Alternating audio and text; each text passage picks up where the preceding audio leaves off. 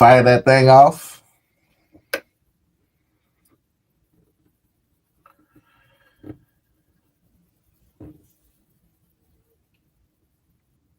This game's not going to change much.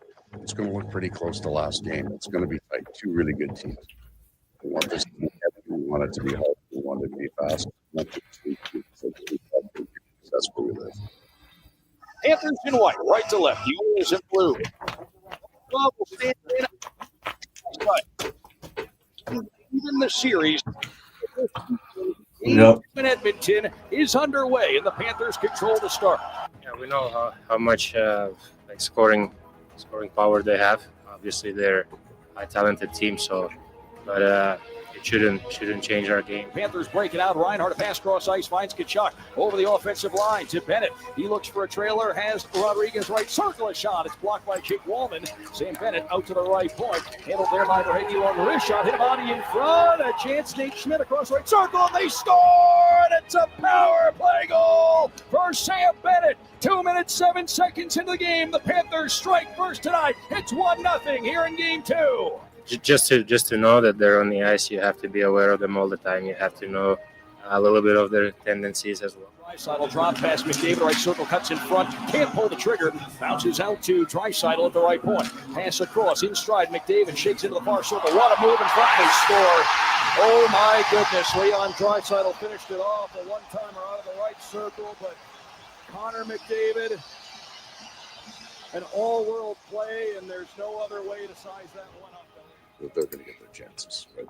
That's just a fact. You just can't feed them, and you can't create the environment that they get more than they need. I even use the goalie block. Don't need much. There's an energy to it. There's an edge to it because you can all feel it coming, but there's not the tightness that maybe we felt from the first time we did this. Right. Here's Draisaitl cruising in. Perry, Draisaitl out to the right point. Nugent Hopkins can't find it. Lundell, short-handed breakaway. Marchand in. Marchand down low. He scores! A short-handed goal for Brad Marchand on a breakaway. He beats Skinner down low, and the Panthers are up 4-3. I just don't think it gets too big for him. Right? He was one of our most vocal guys. Throughout the third, the first, and second, overtime intermissions, and it doesn't seem like he ever gets too riled about it, which is something you need. He's a veteran presence guy that's got a ring, so. We're really lucky to have him. Out to the near point. It's one-handed along to the corner by Wallman. Picked up by Perry.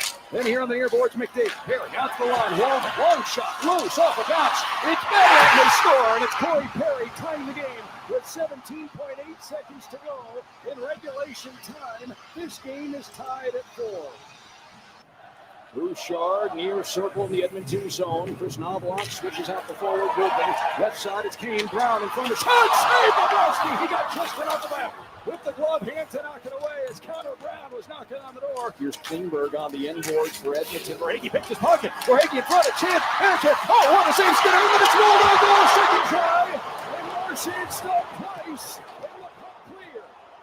Stuart Skinner's biggest sequence of the night. He made an acrobatic save, and then on the second one, looked like he may have gotten a little piece as the puck went through the blue and hit the post. Then it's Draisaitl behind the net. Draisaitl out to Ekholm at 5. It's wide. Out to the near point. Out blowing the zone is Marchand. A pass ahead. Marchand a breakaway. It's in Marchand. Can he tie the series? And he scores! Brad Marchand in overtime. And the Panthers win game 2. 5-4. The series is tied at a game apiece. Woo!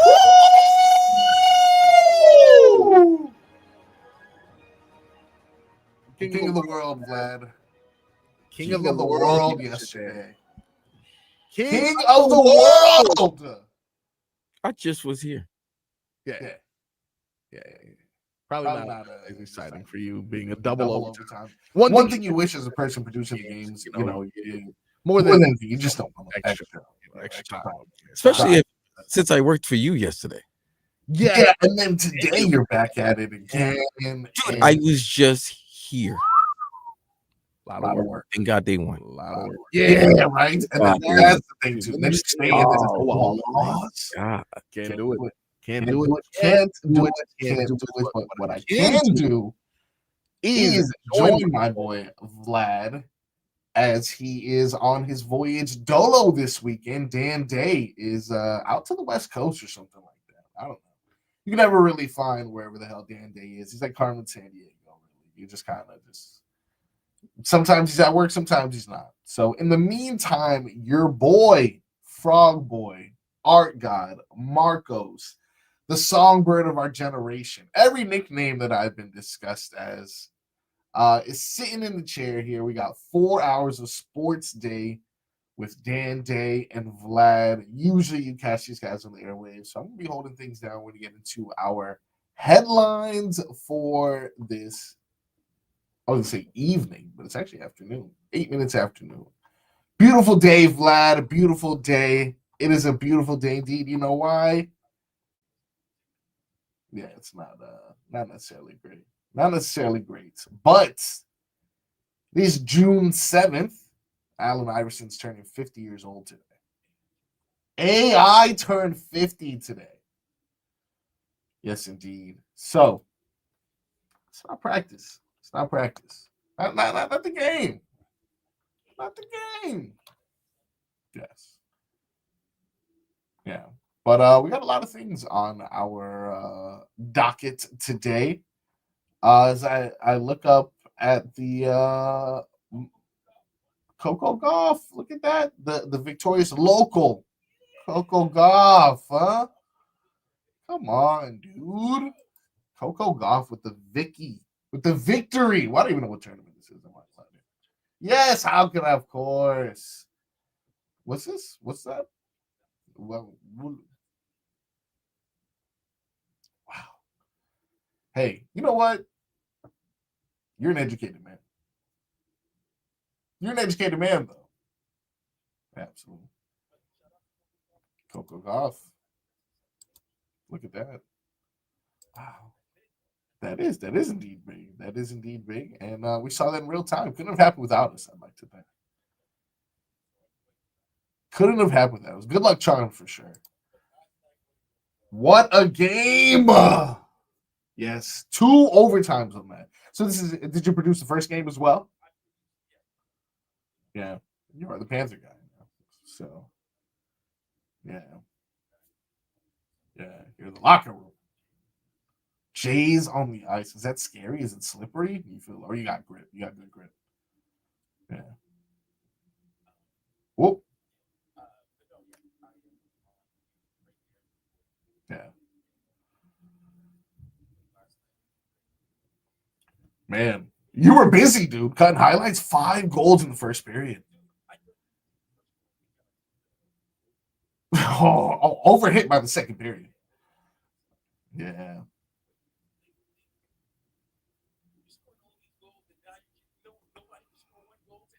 I know, right? Yeah. Yeah. Oof. That's not good. Absolutely.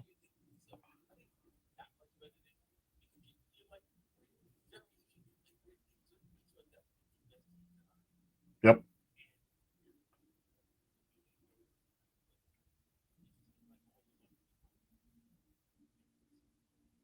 Yeah, for sure. Man, that I think it was the one for that Draisaitl took. I think it was to get him tied at 3. I think it may have been, or something like that. It was one of the goal. It was one of the goals that they had when they were streaking back against. I know we fired off first, but that goal in which he was going down and he did some puck move, they compare him to Kyrie Irving. That's a lot of the comparison that I've seen because everyone Absolutely who's is. trying to get into hockey, everyone's just like, all right, talk to me in basketball terms. They compare this man to Kyrie Irving and the way that he can accelerate and still have control of the puck and how Draisaitl was just literally right there for it. That kind of instilled some fear in my heart of like, I understand we have the deeper team, but all I've been hearing about from the Edmonton side is this duo, these 2 players. And for a moment there, it was a heart racing game for sure. Put it this way, their stars Yeah. are starring. Yeah. You know, last finals, or final, I should say. Right. Draisaitl, zero. nothing. He didn't score. Donuts. I think he didn't score till like maybe game 6, maybe. Yeah. And McDavid, he only played well in the games that they won, but in the games that obviously they lost, They he didn't play needed well. him, They huh? needed him. But these last 2 games, bro, dude, that was a Kyrie Irving. Yeah. That goal, that power play goal that they scored, where he just Yeah. undressed the whole defense. Oof. That was Rough. Kyrie-esque, bro. Rough. And you know what sucks? Watching these games, both of them have been like Panthers are ahead. Just gotta hold on. Something we've been Oh, in the good at. third, right? And then every time, right before it ends, they sneak one in there that sends things overtime. Freaking old ass Corey Perry, man. Corey Perry. No idea who he is, but This guy's snuck been in there. hockey for like the last 25 years. He's a Snuck in there. flyer, duck. He's won. He's like he wins. Every team he gets, he's a part of. They always win. And he got that power. He got that goal at the end of regulations. Jeez. 17 seconds. Dog, I'm like 17 seconds. Yes, I can get out of here. Yeah, right. Because what man. you listeners don't understand is for both NBA and NHL, there's a certain amount of commercials that are played for the regulation.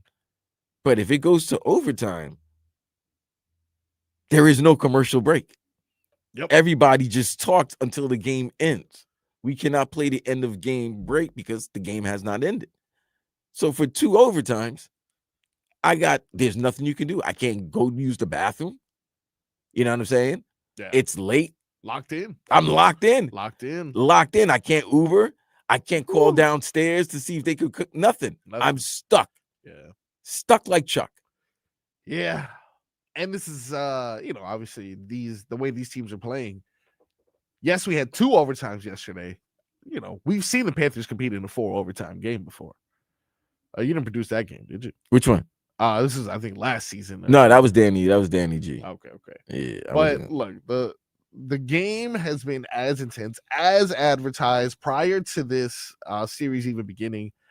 Plagans had an opportunity to sit down with Bettman, and yeah, he did. He had a few things that he said in which he was like, these are the 2 best teams, and regardless of whatever happens during the the regular season and of the changes that have been made at the end of the year, there's no doubt that these are the 2 best teams in hockey, and they've given us in the first 2 games of this finals have been all that has been advertised. Hockey can't be happier right now with the fact that there is a quote unquote small market NBA finals. I think the fact that the NHL has a repeat is benefiting them. I want to see the ratings between last Stanley Cup final this year, because we got the ratings of game 1 of the Thunder and Pacers. Yeah. It was the lowest rating since COVID. Yeah. And by the way, COVID was 5 years ago, guys. Crazy. So that's bad. Yeah, for sure. That means, it's, what's crazy is the product on the court is great. Product is great, That's but not the problem, but it's not the. Here's the thing: bases. you got to get the French. You got to get the French fans. I'm sorry, you got to get your girl, your wife, sisters. You got to get the cousins that don't watch the game. They just know of the player and the market. And unfortunately, that's what it is. Nobody wants to go to Indy or Oklahoma City. They want to go to Miami, New York, LA, Houston. I mean, and with the fast-paced games that the NHL has been providing with these first 2, those extra fans that are just kind of hanging around are being stolen by hockey. I had my wife yesterday watching 5 goals in the first period. That's she's amazing. in. She's in now. Absolutely. She's in. Here's the thing. I got to give Gary. I'm a fair person. I've read Gary Bettman, especially with the way he was handling the NHL schedule of the playoffs. Like, why didn't you give us the schedule like immediate? Why we have to wait 2 days before the playoffs actually start to know who's playing who? But I got to give him credit. What he's done in marketing the state of Florida and its hockey teams over the last 6 Stanley Cups, there's been a Florida team there. We know who Tampa is, and the world knows who the Florida Panthers are. You've had the NHL All-Star game. In the last 3 years, you've had 3 Stanley Cup finals. You had an NHL All-Star game, and you're going to get a Winter Classic next year. South Florida is unbelievably now the center of the hockey universe. Yeah. Tampa had their run. Tampa did a good job. But I really think this Panthers team, like, you've either fallen in love with this team or you have grown to hate them more than you felt about the Lightning. The Lightning, you just, respected. They had good talent, but I don't think they moved the needle emotionally. And, I could be biased in saying this, but I really feel like you either passionately think this is the dirtiest team in all of hockey. Who, the Panthers? Yeah. Oh yeah, that's Canadian teams and everybody else For sure. Or you love them. And you can't. and that is only down here in South Florida. So essentially, like, I feel like this has resonated throughout hockey. Oh, it's South Florida versus everybody now. They should have hockey. It's Panthers versus everybody. Yeah, I mean, that's how we like it down here. That's how we like it usually. Well, the Canes, every time the Canes are good, everybody's quick to be like, it's us versus them. People will constantly talk about how the Heat never get enough attention. There's a difference, though, Marcos. With this team, no, 100%. No, because here's the thing. Hockey's not supposed to be a dominant sport down here in South Florida. Yeah. So when you see those the northern city teams like Boston, New York, you go to Chicago, definitely Toronto, Montreal, when they seen this team, South Florida, winning, playing the type of hockey that they want their teams to play, it's like, wait a minute, man, what's going on here? So they don't like that. They didn't like it. They didn't like when the Anaheim Ducks were winning. They didn't like when these expansion teams in these warm cities and they don't feel like there's a hockey base in those cities. They get upset when those teams have great general managers like the Florida Panthers do. Yeah. They make the moves, have a great head coach, and they put a team together that can win. And they're hating right now. And last night, bro, these first two games, man. If you don't like the sport, I can't do nothing for you, bro. Absolutely. At this point, like, really, it's giving you star power. It's giving you depth. We still have yet to see this dominant performance by a Matthew Tkachuk, or even we haven't seen Barkey. Like, dude, like, come on. Like, I great. Mind you, he is playing great defensively, and I understand it's a part of hockey that's kind of hard to measure on the ice. So I get that. But the people who we expected to be dominating this series are making the name. I mean, like Marchand doing this thing. But you see the depth, though. That's the thing. That's the best part. That's the craziness. Because if you look at it last year, their big guns weren't doing anything. But their other guys, after game 3, started to contribute. And then when their big guys finally did contribute, they won and they brought it to a game 7. Yeah. If you look at this series, their big guns are just... They on the ice, and every time they're on the ice, it seems like they're about to get a point or they're going to score a goal. Yeah. But what the Panthers are doing, they're just showing that all the depth and the moves. These are the moves that were made right before the trading deadline. Getting Seth Jones. Bro. And hold on. Come on. Let me call you out. Me personally. Yes. Yeah, that's fair. You know where I'm going with this. Yeah, that's fair. How do you feel about Mr. Marchand? Because you called him out. You thought he was an op. You thought he was going to be a Jordan Poyer of the hockey team. He was just going to be a former op who just infiltrates this team. I don't know. And then what does? Yeah. Like some Rogue Nation, some Mission Impossible type stuff. You know what I'm saying? Like, that's what you thought, and all that. And then because he hadn't played, he got traded, and then he didn't play, and you were like, "What is this?" And then what's now? What do you think now? I like the rest of everyone. Look, I'm not alone in this. Every comment I see on Instagram is, "Damn it, Panthers, don't make me love Brad Marchand." What, Panthers fans were saying that? No. Everyone who hated him in Boston, everyone who hated him, as much as I did, as much as everyone understood that, this man is a rat. This is a new man. This is a lovable. Not that he's a new man. No, this is a lovable. He's not guy. a new man. Oh, this is lovable. He's Brad. not a new man. Oh, lovable, he's just lovable Brad. in your New Jersey. That's what he is. It's Brad Marchand is one of the best hockey players Tampa ever. Tom. Tampa Tom is different from Patriot Tom. Everyone hates Patriot Tom. Because of what, Bill? No, because he's like, I've never had. No, I get it. No, I got it. Blah blah blah. Tampa Tom is throwing Super Bowl trophies from boat to boat, possibly drunk. That's because he was in the op. That's all it was, because he was the op. When you're on the rival team, when you're on the opposition team, you're not gonna like him. But you all know that he's a hell of a player, and you would love to have him on your team. So the minute you got him on your team, you were still hesitant. You were still like, I don't know about him. You know what I mean? This is fit. You gotta admit, this is fit much better than even he expected. I'm sure there's no way he even. What do you mean? he He's Brad Marchand. The man's been doing this forever. Toronto, that's his children. For sure. No, and I think he's undefeated in game 7. Like He's ended them. He's like, He yeah, fits right in that he sense. ends them. So then what do you think he was going to do? And look what he's played in the Stanley Cup final. He's played Amazing. like a guy who knows this is you. When you get to this opportunity, you can't, you can't fumble it. You can't play with your food. And when you get to the Stanley Cup final, and he's Can't do played it. great. I mean, he scored the last 2 goals last night.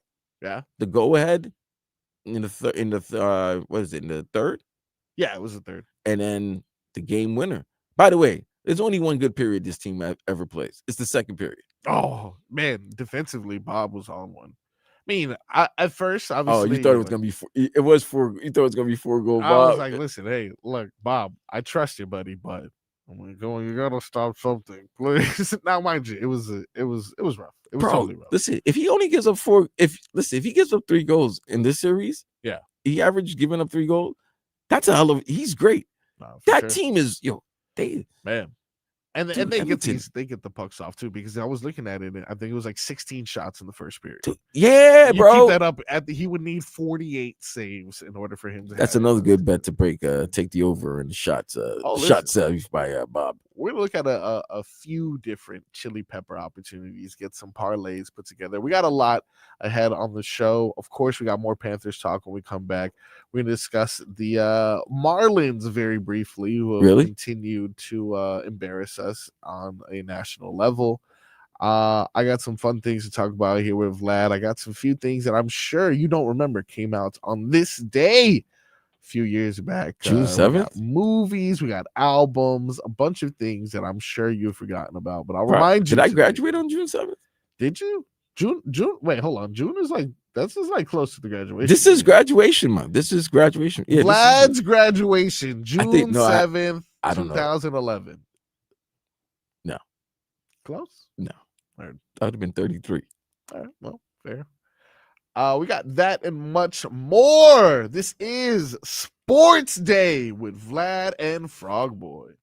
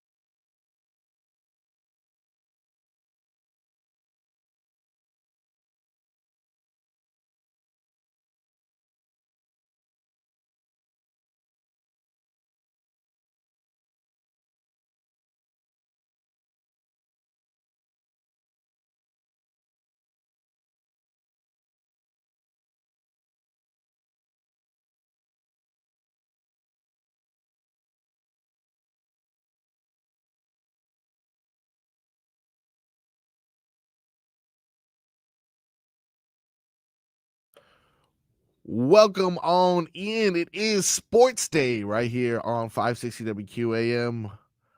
It is your boy Marcos filling in, Frog Boy in for Dan Day.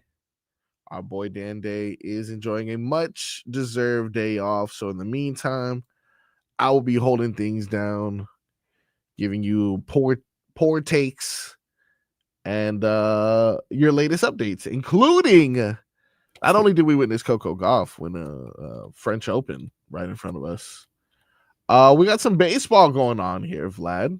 Yeah, bro. I didn't even see that. We got some Canes baseball going in, and I was prepared to tell you guys that we were losing when I had initially. Yeah, we were down 4-1. we had initially were like, oh, we're not doing well right now. It's best of 3. This is super regional right now. They're against Louisville. By the way, doesn't it seem like we always playing? Like every time I see a Canes game in anything, basketball, football, or baseball, we're always playing Louisville. I'm kind of like haunted from the days of Lamar Jackson, so I try not to like. Anytime I do see that bird, I am kind of just like, because it's not only what he would do to us, it's like we could have had him, local talent, but yeah, we do play them a lot, but yeah, whatever. I'm indifferent on them, but I do like the fact that hold on, home run potentially. No, okay, that's a double, but Canes are winning. I like it. What is it? 6? I can't see now. 5-4. It's still 5-4. They're still batting. Top of the 4th or something like that. Look, I should give you guys if I'm actually gonna give you bottom of the 4th. This is what's preventing me is my vision, guys. I apologize. I'm guessing. You're younger than me and you're blind. No, it's 5-4, bottom of the 4th. Yeah, so shout out to the Canes. Hopefully let's go. That action going. We need them to get to Omaha. 2016, last time Canes went to Omaha. Jeez, that's a long time, bro. Doesn't it seem like Yo, that's crazy. Canes used to be like automatic. You would always say, well, at least a baseball team, And it's not that they've been bad necessarily, but last time they were in a College World Series, 2016. All right. So shout out to the Canes. Hopefully we can keep things going. As far as our Panthers, who we hope to keep things going. Yesterday they had an amazing, amazing performance from the man, Brad Marchand. Never doubted him. Oh, look at you now. Never doubted him. Look at you now. No, I totally doubted him. But how can I not, dude? How can I not? I do. What do you mean? How could you not? I mean, because just think about it, dude. Who and when has there ever been? Maybe Ray Allen. Okay, yeah, okay, maybe Ray Allen. Even then, it's just like even then, what? The way that this guy is contributing as quickly as he's contributing, this is unseen before. How could I know that he was going to be such a nice man? Because Ray Allen did it for you. Jesus Shuttleworth. Yeah. Look at that. They're having a meeting now. They're like, hey, listen, buddy. Hey, I don't know if you know this, but you're not doing so well right now. Louisville is leading the series 1-0. So best of 3, Vlad. I know we need a win tonight. Yeah, we do need this. We do need this for sure. But yesterday we needed a win as well. And Mr. Marchand helped us. He definitely helped us, and he had some high praise from a few of his peers yesterday.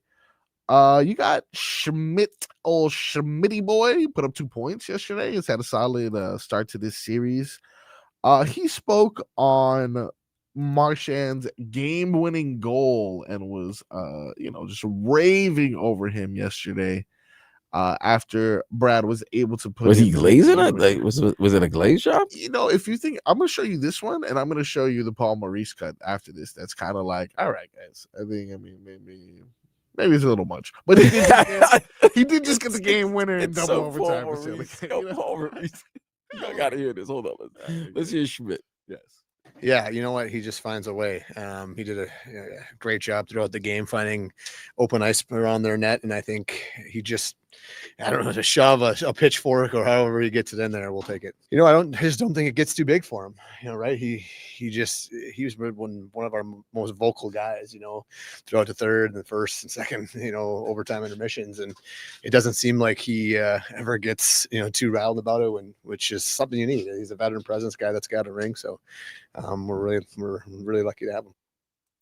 Right. I get it. Guy just scored a game winner, so I mean, he not only scored the game winner, he also did score the go ahead. The go ahead goal. Yeah. You know what? And then he did score a game winner in overtime in the series before. But yes, 100%. And he's just been a damn freaking good player And he's all his career he's and in adorable this with postseason. His Dairy Queen. Oh, come on. blizzards, Who by the doesn't? way. Come on, man. Yo, Marchand's done dude, has anybody done a best a greater 3-month run than this? No, like what's the word? Rehabilitation? Like just change your whole his whole like persona. yeah, he just like his whole persona from how one fan base saw him, and then now they're Dairy Queen. I got Dairy Queen yesterday. Look at you. Buy one, get one if you do it. Because of Brad Marchand. Yeah. Look at that. Because And also you have tadpole. Love me a blizzard. And you're also portly. Yeah, so love me a blizzard. But nonetheless, yeah, Brad Marchand. Yeah, man. Okay, so we get this, we understand this, and we're very respectful of him. But now listen to this cut. This is Paul Maurice talking about on what has allowed Brad to fit in so quickly, what has allowed him to mesh with the team. And I kind of just think at a certain point, you're just lying. He's just lying at a certain point. Listen to Paul Maurice. Paul Maurice lies? Listen to him speak glowingly of the man known as the Rat. Brad's an honest man, and that's why he fits in our room. Okay. He loves the game. He loves the people around him. He's very open, very gregarious. So it just fits right in. Completely accepted. An incredibly positive human being. He's up and down our bench all the time, just pumping tires, stay in the fight. But he is going to be you'll have to ask Sam Bennett, but he is going to be the same way at breakfast tomorrow morning, right? He's just going to be jacked, high-fiving everybody at the tables. Look, I believe this guy has all the energy. I think Dr. Toboggan's right. He looks like he never shuts up. And that's basically him. Hey, yeah, he's just an Energizer bunny. That's all.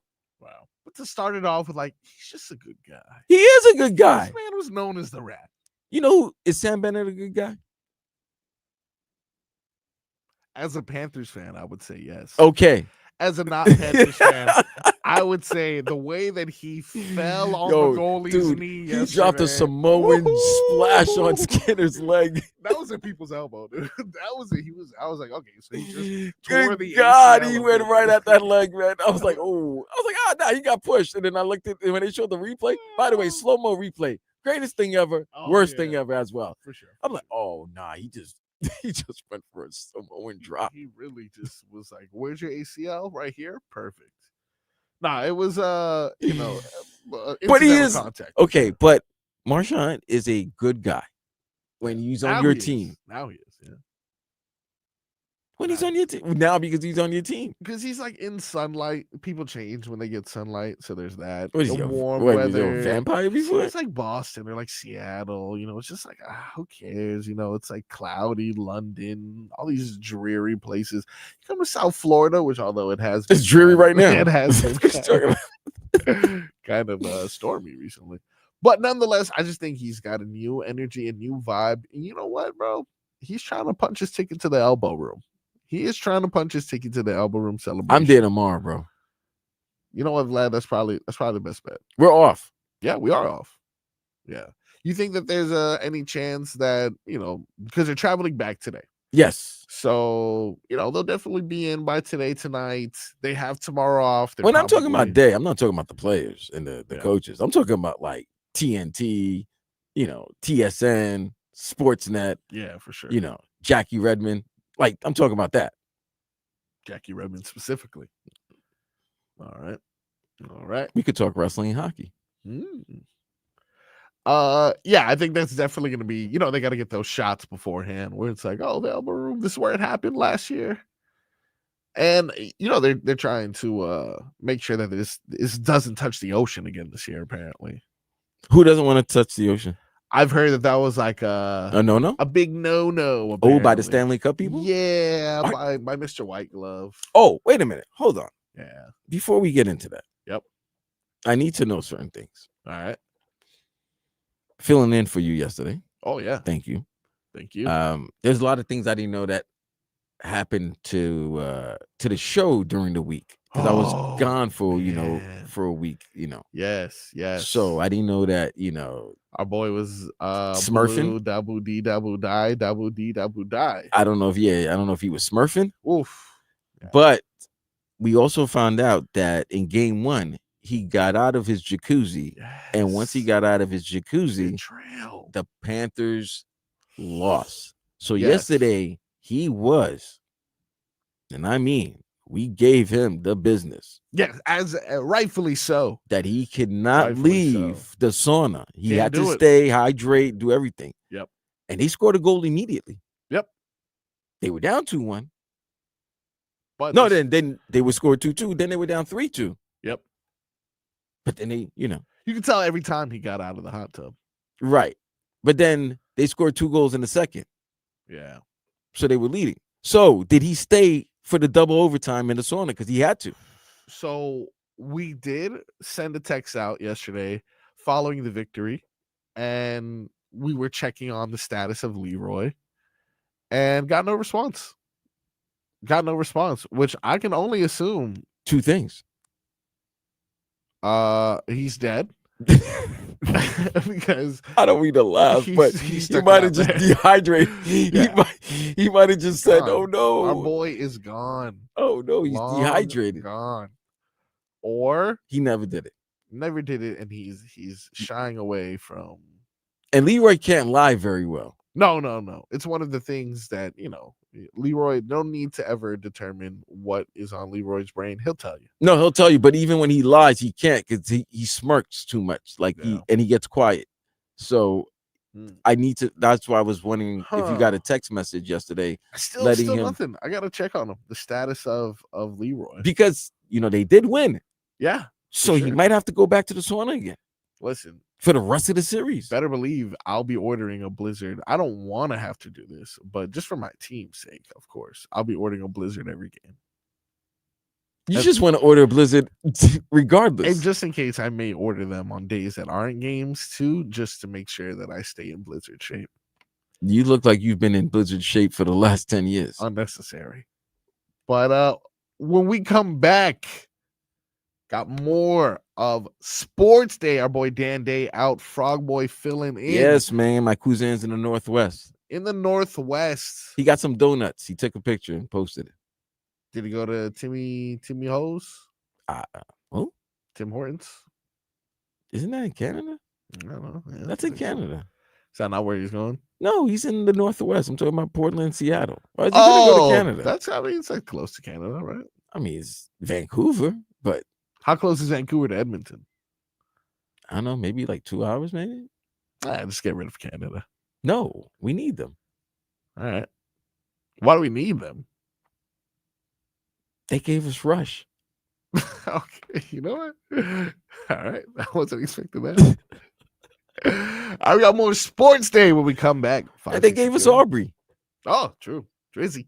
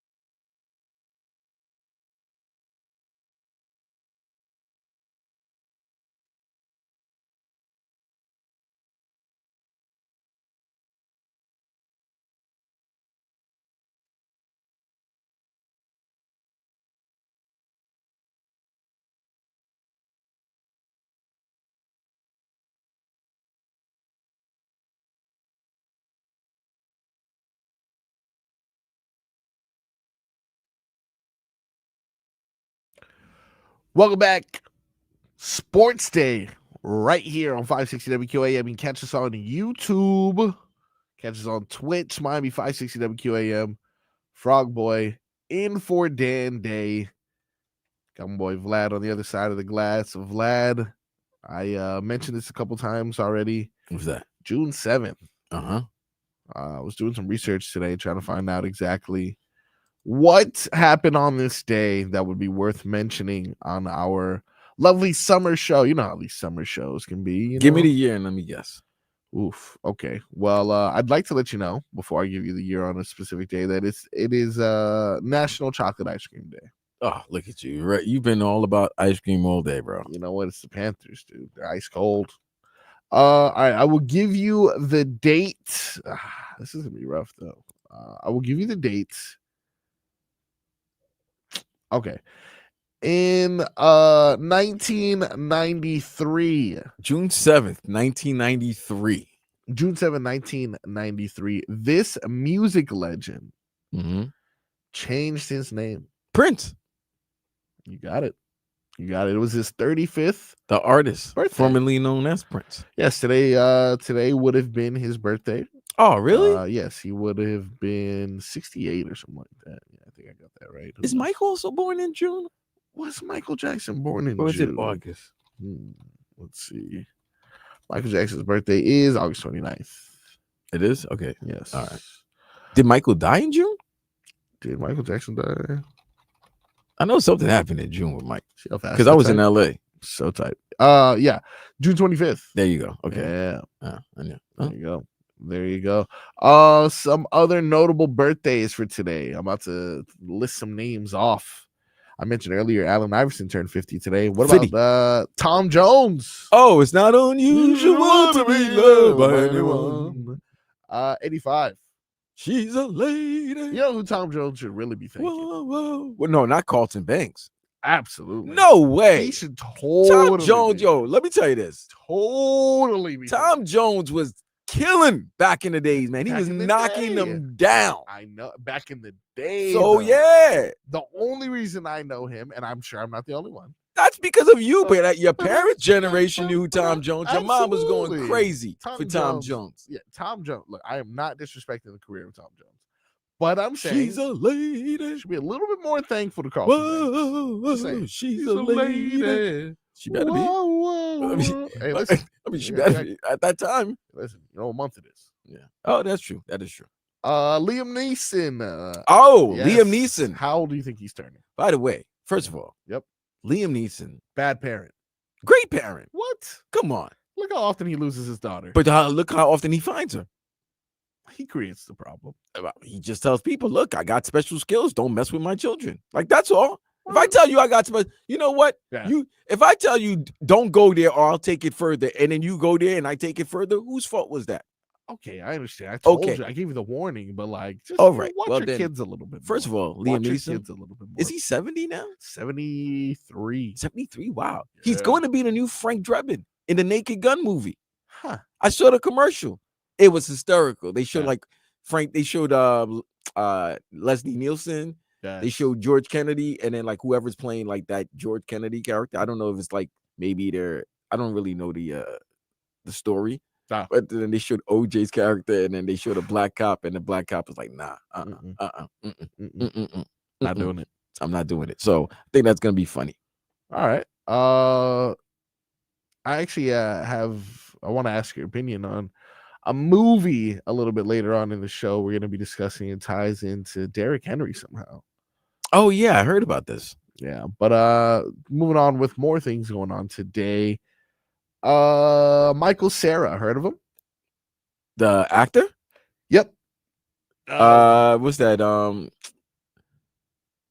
What was that kid movie? Was that the one? Was it Juno?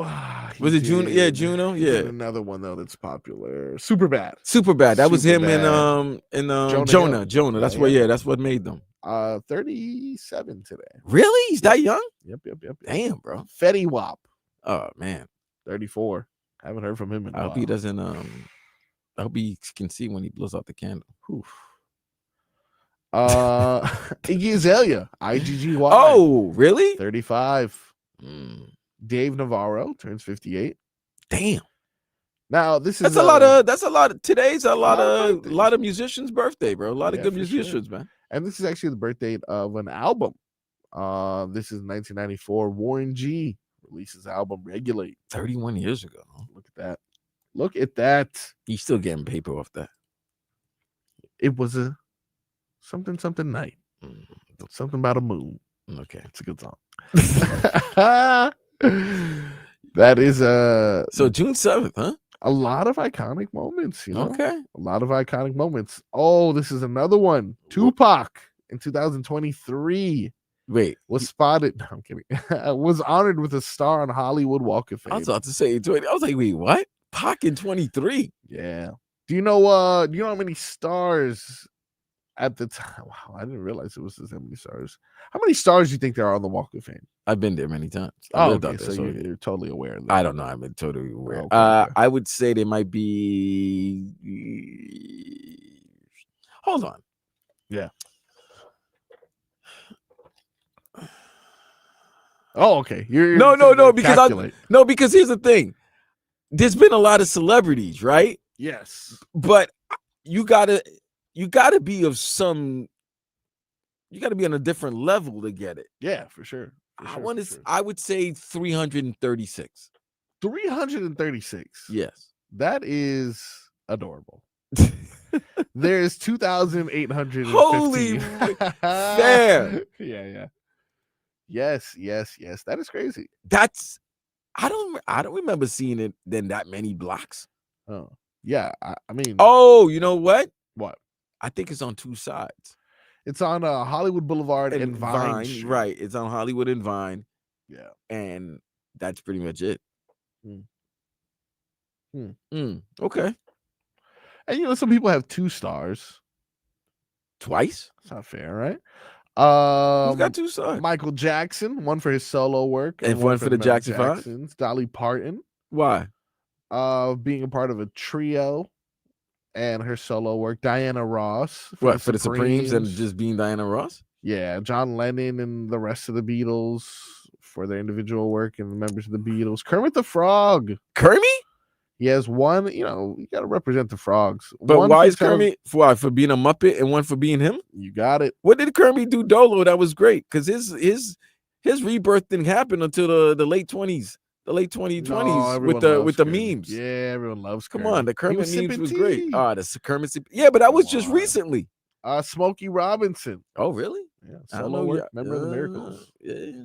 Walt Disney. Smokey might get that star removed. Let's. Smokey was doing some smoky stuff. Walt Disney, one for film, one for television. Come on, man. Yep. Then why don't you just give him a third one for making for the theme park? Theme park. Yeah. I mean, hey, you're not saying anything to me. I'd give him a 3rd star. I think guys are getting accolades that that's just a little too much. I don't think some certain artists should be getting the double star. That's fair. That is a fair assessment. That is Michael Jackson deservedly. For Jackson 5 and Jackson 5 had some hits. I get it. But were they Hollywood? Yeah. I mean, Hollywood Walk of Fame. I saw Mommy kissing Santa Claus. And it wasn't Daddy. Gotta have a talk later, Mommy. Mommy all right, when we come back in the next hour, we're gonna do more investigation on Mommy to find out what's going on. I guess Mommy was a ho. She gets happy during the holidays. We have rumors circulating around the NBA. Your team, Vlad, your team at the center of the NBA universe. Of course. Isn't it that great? Isn't it funny? We got eliminated by the Pacers and the Thunder, and now all the focus and attention is on us. Talking about the Knicks. Everybody's talking about the Knicks, Lakers, the Heat get mentioned. Nobody cares about the Thunder and the Pacers. Yeah, it's unfortunate for sure. Good basketball going on there. We'll talk about that. We'll preview the next game, get some bets going. We got that and much more. Sports Day. Filling in for Dan Day, Frog Boy here with Vlad, holding things down. Make sure you come back with us. We will be back after this break.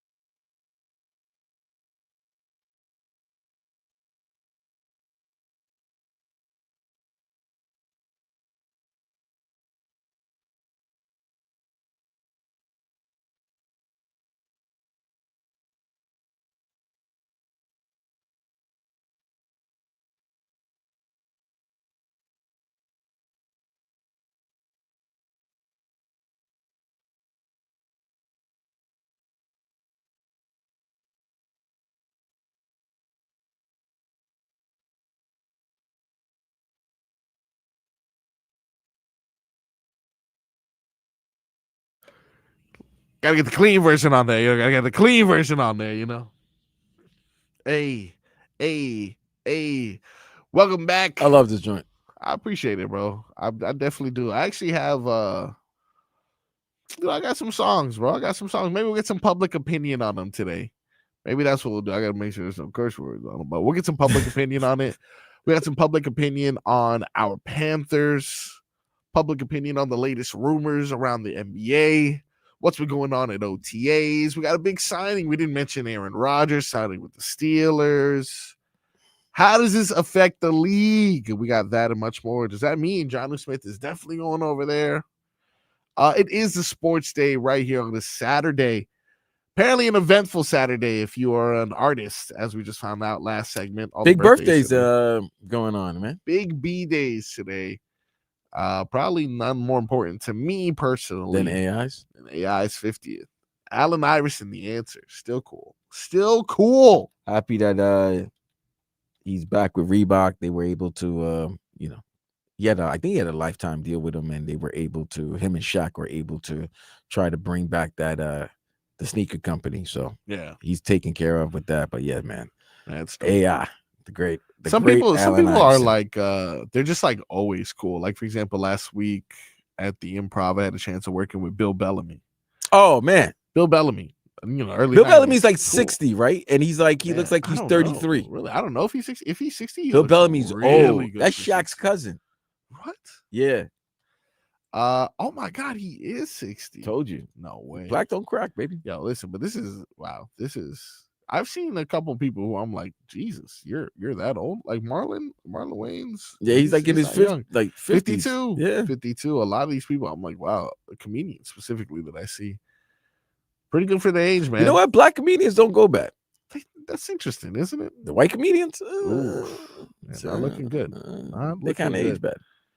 Not looking good. Talk about you, Louis C.K. I'm talking, yeah. Talk about you. Mm. Anyway, it is a sports day here. So the biggest thing on our list today, of course, is discussing the Panthers yesterday as they were able to pull off a victory in double overtime, courtesy of Brad Marchand's go-ahead goal. And then the game winner in overtime as well. Was really, really an exciting game. Vlad produced it. Vlad. Yes, sir. Game 3. You look forward to that?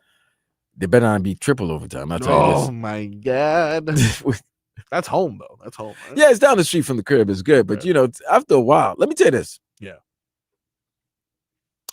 If there's another overtime game, this is when it's tough because the media members, yes, we are privileged. And it is definitely an honor to be able to cover these games, to cover the cup final and everything. Yeah. But when the games get to overtime and you got deadlines, you got families, or you have an appetite. Oh, yeah. Things get a little tough because you got to understand those Edmonton people, once the third intermission began, concession stands were closed. Ooh. Is that everywhere? Yeah, there's a certain point. Yeah, there is usually because they can't serve out. They can't serve any more alcohol. They don't want you to get all messed up and everything, and then you get in an accident. So everything gets cut off at a certain point. Oh, so, I mean, they would probably have to open some concession stands because this is hockey. So there's 18-minute intermissions. Yeah, that's true. I can't wait 18 minutes after I just spent the last 20 minutes watching this game. That's like, that's nearly an hour. No. No, for sure. That's good. I didn't even consider that too. Yeah, the more these overtime games go, you gotta open up a concession stand. You gotta open up a concession stand, and it's cold. You might have to open some. Like people need coffee. They got to stay up. Yeah, I need another beer. All right. Last time I had a beer was regulation. Last time you had a beer might have been the second period. Disgusting. That's disgusting. So it was great though. But it was great that they won. Nothing's worse if they lost. Yeah. Oh my God, you feel nasty. Now everything's great. You see, the coffee was better this morning. Absolutely. Your wife looked great. You know what I'm saying? Everything. Like, the kids, they're just making so much noise, but it's the best noise in the world. Like you don't care about it. Really, everything's better after. Oh, of course, especially that type of win. Oh my God. Now, instead of coming back to Amarin Bank down 2-0, they had an opportunity to split things, which means that's when the series starts, Vlad. That's what they say. You gotta win a road game. That's when the series starts. Dumbest comment ever. Really? You think so? Well, what if every team wins every home game? Series never started. And it's over. Well, series never started, but yet your ass is going home. It's over. Yeah, Series hasn't started yet. How am I going home? There's certain comments that just the best 2 words in sports. Yeah, world champion. Not game 7. No, world champion. That's the best 2 words in sports. Yeah, true. Yeah, people just game 7 is fun though. It might be fun. Yeah. It might be the most anxious. Might be the most nerve-wracking. But it ain't the best 2 words in sports because the best 2 words is I won or world champion. Yep. That means I'm the best. So yeah, but you don't want to lose. If they lost 2 overtime games oh my God, these last 2 games. Now, what would you rather? Like, obviously, what happened in regards to us being able to split it is probably the second best scenario, right? But now I want to focus on what could have been the worst case scenario. And that would you rather get drubbed, just like completely like 5-0? I need to get drubbed. I need to get pause. Okay. I need to know that you're. Listen, if I'm competing against you, yeah, and I see that we're just even, like everything I do, you're countering. Everything you do, I'm countering. Like we're even, and you beat me by just that much. Yeah. That's gonna irk me. That's gonna bother me because now I'm gonna go back and think of every little thing that I missed. Like what mishap, what misstep did I didn't take? What was it? But if you beat me and you just trounce, like you trounced my team, then I was just not better. You were just absolutely better. I can deal with a loss if you could tell that the team was just absolutely better. It's the nail biters, or just like, for example, game 1. If Nosek doesn't commit the penalty, Panthers still could win that game. But then, for sure. They got, penalties called, boom, game's over. Yeah. So you're like, damn, okay, maybe if you don't commit the penalty, then you start looking at missed opportunities. Yesterday, there were opportunities in overtime that you thought the game they had to win it, and they missed it. So if they lost the game, like on a deflection, like a deflection off a skate, now you're going to start thinking, damn, we just played 9 periods of hockey and we lost by 2 goals in overtime because of, maybe a mental mistake or just a deflection. That's why hockey's so painful, bro, because you could play so damn well and just a deflection off a skate or a stick or off a shoulder and it goes in and there's no interference, boom, you lose 1-0. Now what? But no, yesterday they were down 2-1. They came back. They were down 3-2, and they pretty much from that point of the game, when they were from the first period on until the third, to that last 17 seconds in the third, they were pretty much the better team. Yeah, I feel like I saw every scenario over these last 2 games. I saw them with a lead and or start off strong with a lead and then lose it. I saw them come from being down a couple goals. I've seen them overpower what could have been, mistakes on their end. I've seen so many different sides of the Panthers, and it has shown me what I've seen all season. And that's like the confidence that I have in this team to be able to grit through these moments. I don't have that same confidence. You tell me the Dolphins are going through a situation in which, like, it's a close game of some sort. I'm not nervous or worried because I know the Dolphins are going to blow it. I don't feel that way with the Panthers. I understand that, but with NFL, the difference between NFL and the other sports is because you have games. One game is everything in the NFL. At least in a series, you could see, okay, you could lose a tough one, but you can come back and win a tough one.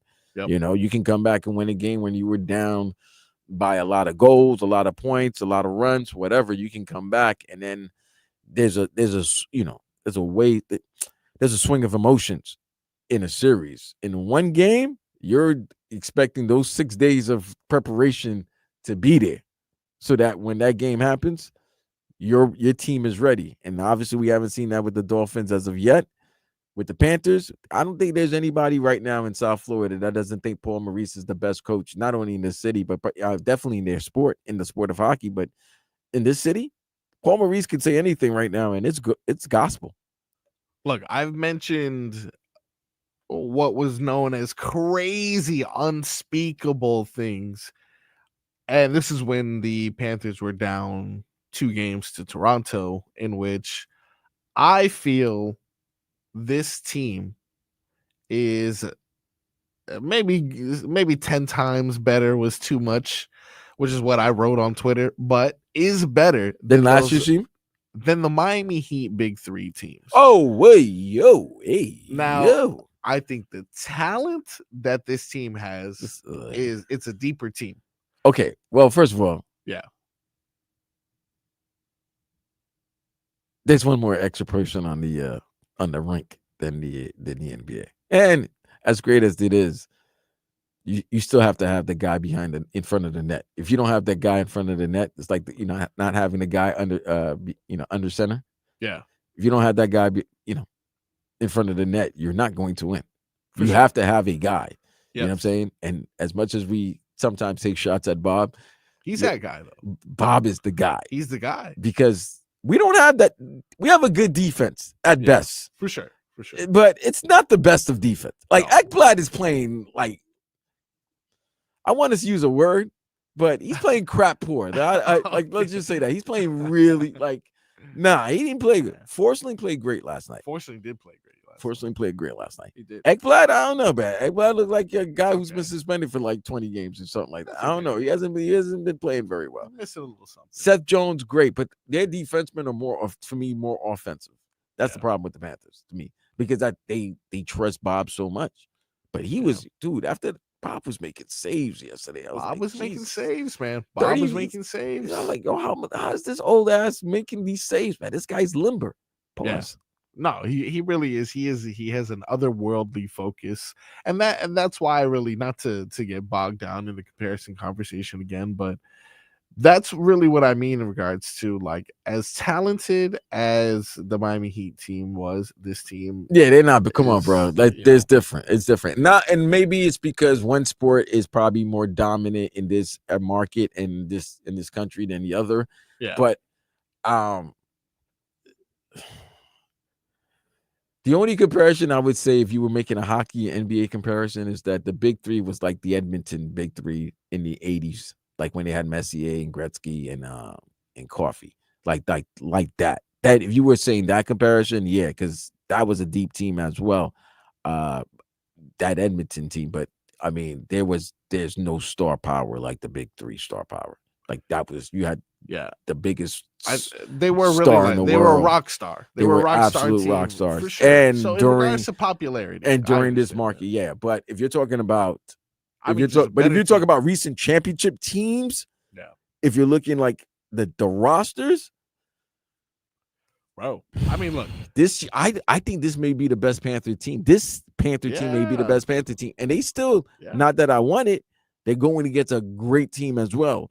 Yes. But I think this might be, out of all the Stanley Cup teams that the Panthers have had over the last 3 years, this is the best one. No, for sure. I mean, the depth is really just what separates this team, and really the identity switch that began with acquiring Kachuk.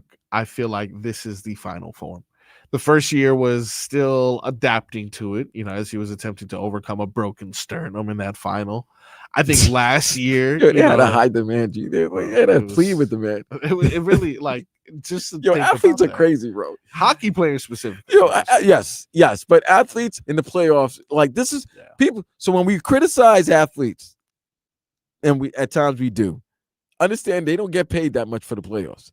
Or they don't even get it at all. Some team, like, you only get paid for the wins and the rounds. Yeah, you're not getting paid. Like bonuses. You're not getting paid your salary. Yeah, correct. You're not getting paid your salary. Yeah. So when a guy wants to play for, with a broken sternum, and they have to, like, plead with him. No. Yeah. Give him some time. Like, let's not always criticize them sometimes when they're taking time off or things like that, to that nature, because a man was trying to play with a broken sternum. Guys try to play with torn ligaments, all of that. Like we they broke down that first year, and I mean that was the year that we were 8th to 1st. So, that being the first year was like, all right, this kind of set the tone. Second year, we win the cup, and there's guys like Lomberg and Ratko Gudis that were like, these role players for sure that help set the identity, help build the formula of what it takes to be a successful Panthers team. And I feel like we took that formula and we kind of replaced those role players with even better players. I will say this. Yes. I think what you guys did was like kind of did like what the Yankees used to do in the late 90s, early 2000s, where you have your core. Like you have your core. Like that core is you brought them along like Barkey and all of that, but you got some big time free agents. You made the move for big time players like Chucky, and then the addition of former all-stars maybe towards the back end of their career, but they still have something to give. They still have a lot to give. So when you make a move to make them, like the Marchand move was big to me. Like that was a big move. Big. Yeah. You know what I'm saying? But also getting Seth Jones, like that's the move, really. Low key, the Seth Jones move was probably the steal of the whole trading deadline. Like that was a great move. You're talking about a former all-star, a guy who's been in these positions. Like you're getting guys who know what their role is and have no problem being stars in their role. They used to be they used to be the man on their team. Now they could be complementary players to the stars of this team. Yeah, it really has meshed well. It's meshed perfectly, which unfortunately another team in South Florida is not finding that same success. A few more headlines before we get out of here for this break. Your Miami Marlins, 5 in a row winless in June after losing to the Colorado Rockies. You get swept by them. Swept by the worst team in the last 100 years. Jeez. They go on to lose to the Rays. They have an opportunity to snap their losing streak. Today they're back in action at 4:10 p.m. Weathers is on the mound. Carl Weathers? No, but Carl Weathers. Some guy. Rest in peace. Rest in peace. Yeah, speaking of Carl Weathers, you saw that Happy Gilmore trailer? Yes. I'm gonna ask your opinion on it a little bit later because something came up specifically with that regarding the Ravens running back that I didn't even realize he had a relationship with Adam Sandler. We got that, and I need you to speak on behalf of your New York Knicks as rumors are running rampant surrounding Kevin Durant. We got that and much more on Sports Day. It is your boy Frogboy in for Dan Day. Got Vlad on the other side of the glass. We got that and much more when we come back.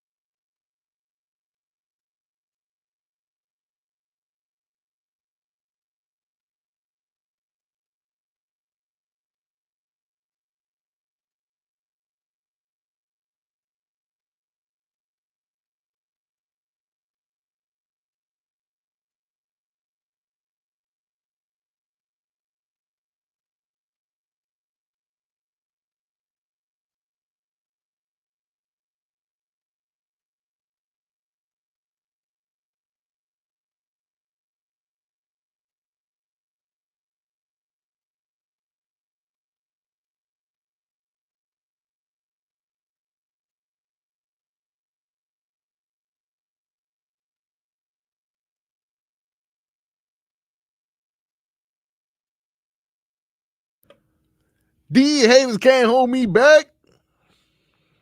These haters can't hold us back, Vlad. They cannot. You should say these Oilers These Oilers can't hold me back. Yeah. Quick updates on that College World Series. Super Regional. We're almost at the College World Series. Right. We're not there yet. It is tied 5-5. It is the Bottom. Wait. No, it's the top of mid of the seventh. Bottom of the seventh. Going to the bottom of the seventh. The seventh. It's 5-5. 5-5. All right.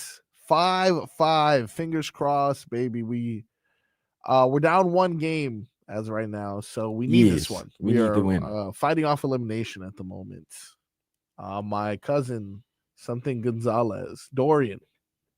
He is up there. Let's go, Cuzzo. We're just making up cousins right now. This right? one out of the park. Okay, struck out pretty badly. Went out. Not good. Not good. Went out. Okay. The latest rumor reports out of the NBA. Naba? That's the NBA. That's the NBA. Please never say Naba again. NBA insider Mark Stein reports that the Raptors could be a potential landing spot for Durant. Come on, man. I listen. I love Masai. I love Masai, but come on, man. Let's stop that.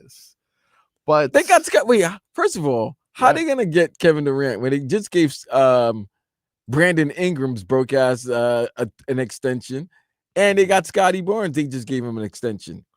that is a good question, my friend. I don't think that's going to result in them being able to acquire it, and no one really wants to go. Kevin Durant doesn't want to go to Toronto. Well, he might. I mean, hey, what's going on? Aubrey's his homeboy. Why are they clapping? Okay.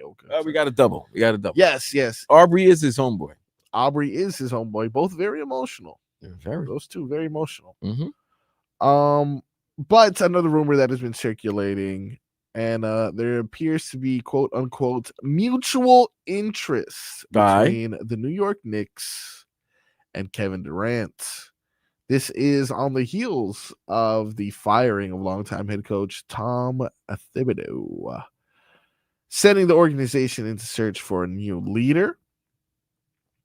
This could see the Knicks make some drastic moves in search of building a more worthy title contender. But this Kevin Durant news that is circulating, Shams had this to say on Kevin Durant. I will say this. If Shams says it's true. Come on. There was a mutual interest between Kevin Durant and the Knicks at the trade deadline. The Knicks made an offer for KD. Is there any chance that this is revisited in the offseason, Vlad? And how do you think a Kevin Durant would fit? Can they get this done? What would it cost them? As a Knicks fan, the biggest free agent name potentially going to your team. He's not even a free agent. He's not a free agent, but he isn't. There's no way he is staying in Phoenix. No, he's not. So the biggest name that could be moved is the Greek Freak. Okay. KD, I would say, is number 2. Okay. But you probably might not have to give up as much for KD as you would have to Milwaukee for Giannis. Okay, so let's say you have to give up something to Phoenix in order to acquire KD. I'm giving up Cat. You are giving up Karl Anthony Towns. Him and Devin Booker, that'd be a good pair. Yeah, they're former Kentucky Wildcat teammates. Yeah, they can get back together. Yeah, I'll give you Bridges and Bridges. Yeah, because we're gonna have to get a third team. Bridges, wasn't he already a son? Yeah, so he already has residence over there. Come on, man. You know, there you go. Bung bung. So Kevin Durant, you think Kevin Durant, Jalen Brunson, and whoever the hell. Kevin Durant, Jalen Brunson, Mitchell Robinson, OG Anunoby. Okay. And no, listen, the Knicks, you know what happened with the Knicks? The Knicks are a team that's weird because it's like they're close, but yet they still a ways from winning a title. So you don't know if it's another year. Do you do what Indiana and OKC have done, where you build a team for 2-3 years and let them develop and get the continuity? So do you do that with maybe a different voice? You understand? Maybe you reach, because Tibbs got an expiration date and just. And I'll tell you what though, as a veteran, looking at all my options, if I see a Tom Tibbs Thibodeau, there, I don't want to play. I might not want to play. Run me into the ground. Right. People want to play in New York. They love Yeah. what the team is. They love what the team has become. They love the energy that's surrounding with the fan base and everything. But you don't want to lose. You don't want to spend your last 2-3 years. Yeah. Because how playing much Kevin Durant can you 45 minutes, especially when you also have a history of injury. So therefore, yeah, things have to happen. First thing that's got to happen, you got to get a coach. And this, I think there's a lot of this like a mob hit, bro. This is like a mob hit. Okay. You know, when before you put in a new, before you got to take out an old boss, you got to have a new boss in waiting. Yes. So I think Leon Rose, I think Worldwide West, I think these guys have had conversations, text messages going on, like, hey man, down to come to your team, but I don't know about this Tibbs, you know what I'm saying? Like, I don't know if I could play for Tibbs. You know, this team looks like they're close, but maybe Tibbs is not the guy to get them over the top. Blah, blah, blah. You do this, things happen, bunk. And then things move. You bring in Jason Kidd as the head coach. Yeah. We've had permission to speak to Jason Kidd. Okay.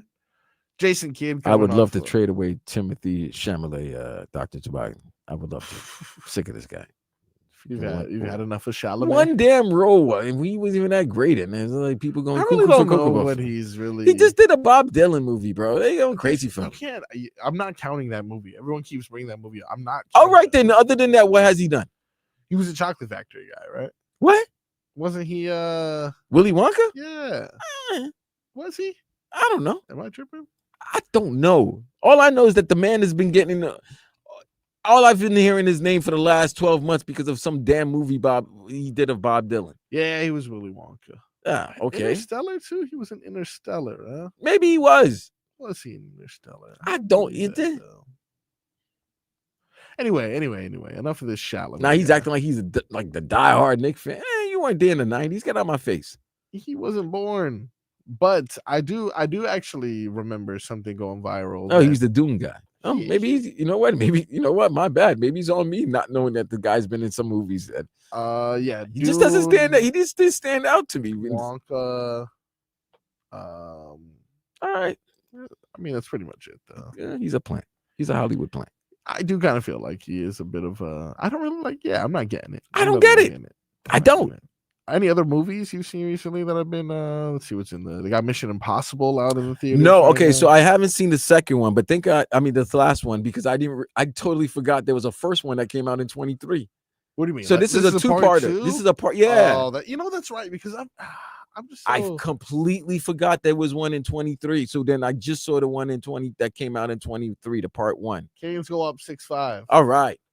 But yeah, because I remember seeing something about him hanging from a plane. They're always like, "Oh, he does his own stunts." Yeah, that was in that was the one that was 23. That was his only job, though.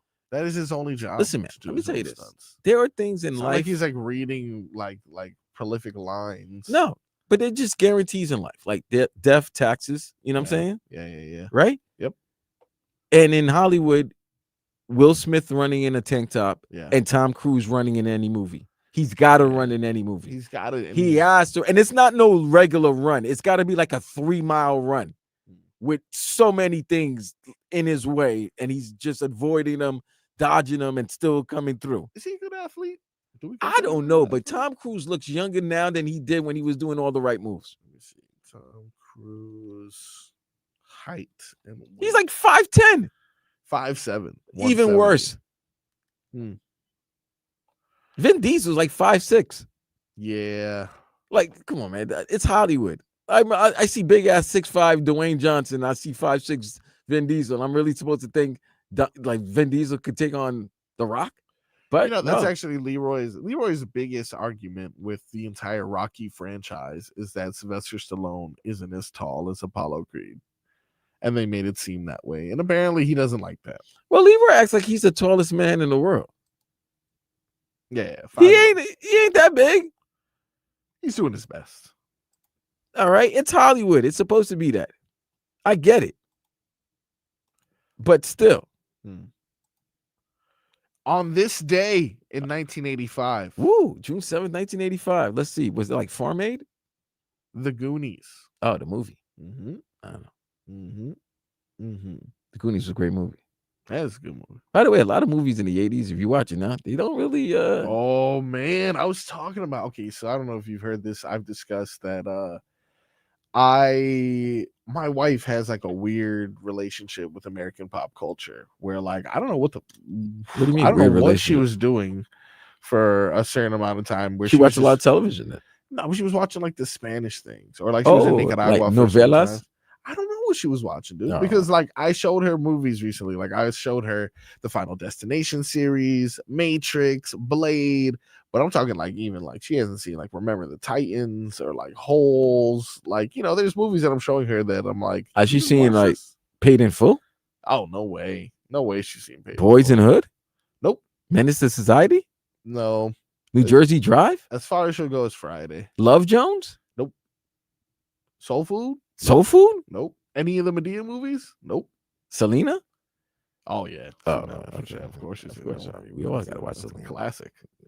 But yeah, so I've shown her these movies recently, and some of them hold up, and I'm like, you know, I'm justified in how I feel. Remember the Titans holds up, Holes holds up, Matrix holds up. But then I show her some movies, like for example, she wasn't a fan of the first Blade. I showed her the first Blade. It's like, come on, man. She You gotta didn't love like the that first one. Blade. She didn't like that one. I tried to show. Oh, you know what I showed her that held up? What? Joanna Man. Really? That was a That good was terrible if you watching that. What? Joanna Man's not good. one. Oh, come Come on. on, it's not good. That's Come on, man. good. It's not good. It's not Joanna good. Man's good. It had dude. its moments, but like it's like, when you watch it now, it's like, Well, what do you expect? Eh. You know, what do you expect? Speaking of movies that are coming up, one of the things that I'd asked you multiple times, you saw the trailer for this Happy Gilmore movie that's coming. Yes, I did. I've all seen those stars in it. Yeah, listen, I'm a Sandler fan. Yeah. I think Hollywood on our station copies Sandler's whole outfit. Like I say, Yeah. his whole fit is Sandler-esque. It's all Yeah. sweatpants or basketball shorts, and that's it. For sure. But But one of them is a billionaire. one of them is a billionaire. I'll let you determine who. His name is not Hollywood. He lives in Hollywood. I hope it's great because it's been over 20 years? Like Yes. 20, like it's been a long time. So some of these movies, Can I tell you some of these it's movies? the only one that was good. Yeah. The only movie that was good that was like after that had a 20-year Yeah. or plus since the release of the first one was Maverick. Top Gun 2 was really good. Okay. But okay. all the other, like Coming to I know what you're saying. America, Yeah, I know what you're saying. Yeah, I know what you're Coming to saying. America, Beverly Hills Cop, Yeah. Axel Foley, Tron, Yeah. you know what I mean? No, I totally get that. And in general, these Adam Sandler movies kind of don't carry too. I try to show her Little Nicky. Oof, didn't get far in that But one. he's had like Uncut Gems. I really like the Uncut Gems. Yeah, Like some but of his, this is different though. That's different though. because right? Waterboy, for example. Waterboy doesn't hold up. And I love Waterboy. Waterboy was great when it came out. It doesn't hold up now. Does not hold up. No, Does not hold no. up. Does not. You know what still holds up to this day? Big Trouble in Little China. You haven't seen it. Jackie Chan. No. Kurt Russell. Big Trouble Little China. Yes. Big Trouble Little China. You've never seen this movie? Big It's one of the greatest movies ever. Little China. You know, I saw this at a barbershop one time, and I was like, how is this guy so athletic in denim? Are you kidding me? Jack? He's one of the greatest athletes of all time. Well, not athletes. He was Look at this. characters of bro. all I'm time. already looking at. There's no way this movie holds up. Oh, it holds up. There's no Oh, way it this- holds up. Oh, it holds up. It's gonna be 40 years old next year. I'm offended looking at the cover. Jack Burton is unbelievable, bro. I don't. This is not good. No, it doesn't. Yo, Tiersk 86. Waterboy is good, but it's just not No, as. I love Waterboy. But it's when you watch it now, it's like, oh, okay. Some of the jokes don't hit as hard as it did back then. All right, when we come back, we're gonna play a staple of this show. I forgot the name of the game though. You told me. Keep it a before. buck. Keep it a buck. I was like, it's something with a buck. I can't remember exactly what it is. A staple of the Sports Day show. Dan Day is out. Marquito Tito, Frog Boy, Marcos. Marco. Depends on who you are. A lot of people call me a lot of different things, but I will be holding Do things you and your down. girl play Marco Polo? No, it is a traumatic experience that I had as a child that I don't know how to operate with that game because people because it was like Marco and I'm like, what? And they're like, no, we're playing the game. And I'm like, well, but you can understand how that's confusing for me. And But your they're like, name is Marcos. I know, but some family members call me Marco. And then some people they're so nervous they're trying to hide from the person that they say Marcos. Oh, so the game Marco Polo just haunts me. haunted you It because haunts me. your name is involved. So you're Correct. thinking people are calling your name, but they're just playing the For sure. game. There you go. So it was hard for you to compute if they're playing the game or calling your name. This was a hard time for me. This was a hard time. This is very me, traumatizing. and even to this day, just brings tears to my eyes thinking about it. You might need to talk to a therapist, man. There maybe Dr. a Melfi? conversation that needs to be had. Dr. Phil, Dr. Melfi. Just gotta breathe, and I'll get through it. I'm there for you, bro. We got that and much more. Marco Polo.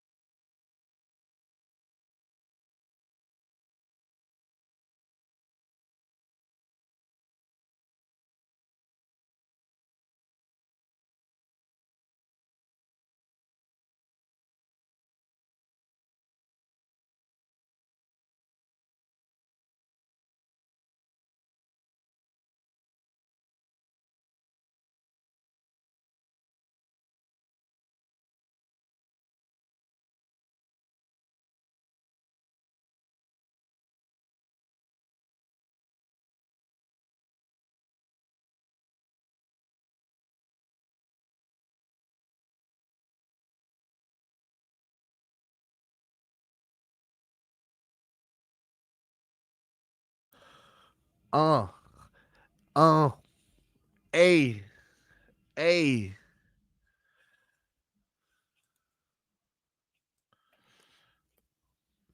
I'm about to drop something on him. I'm not gonna lie to you. I'm about to drop Well, something on the him. camera's waiting for Had to you. fix my camera. Yeah, the Fix my camera's camera. waiting for for you to focus on yourself. I am the man without a plan.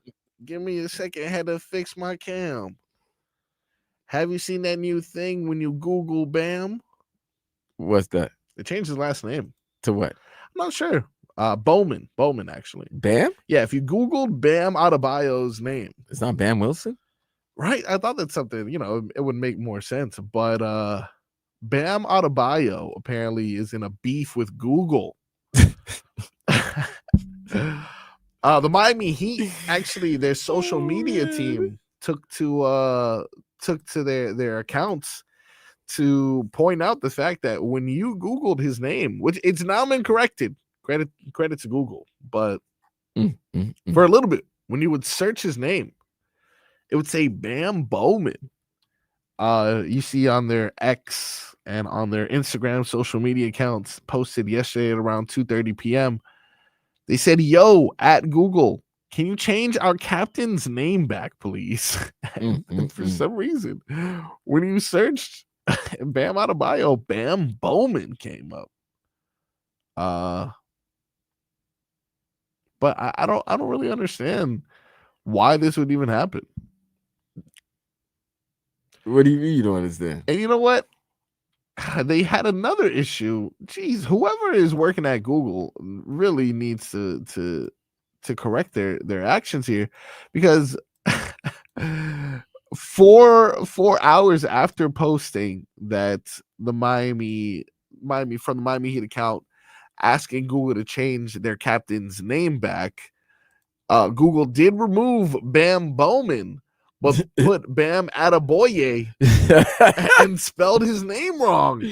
Yo, somebody, maybe he has a friend in Google who's just messing with him. He has to, because that seems like they're really trolling him. As of 7:45 p.m. yesterday, Bam Adebayo's name was not corrected in Google. It has now been fixed, thankfully, but that did not stop the Miami Heat from dropping a few wallpapers with Bam Adebayo's number and his incorrect last name as a way to poke fun at the Google mistake. And now you guys can own a piece of very brief history, as these Bowman and Adebayo wallpapers are available on the Miami Heat social media account. That's interesting. I didn't even realize that it was going on that long. I saw the Bam Bowman thing, but to get his name wrong 3 different times, this is an inside job. That's got to be an inside That's job. an inside job. Like, that's not just like you can't get somebody's name wrong. First of all, where the hell did the Bowman thing come from? I don't understand where that came from. But to then switch it to incorrectly place on the last name, you're just not even trying at this point. Which is like, this is where we've gotten in our coverage of the Miami Heat this offseason. Well, they're keeping it a buck. They kept it a buck. they kept it a buck. They don't respect your captain. They're like, what's his name? Bam, I don't know, Bowman or something like that. Bam Bowman? Bowman. Yeah. That's his last name. Bowman. That's messed up. Very messed up indeed. But look, they kept it a buck. We're going to keep it a buck, but I actually want to get into a couple of topics that Vlad has. So we're going to give ourselves an opportunity to go to break a little bit early here. So we come back right at the top of the hour and we play this segment. It'll be my first time. So Vlad's going to walk me through it. Next on Sports Day, we're going to keep it a buck.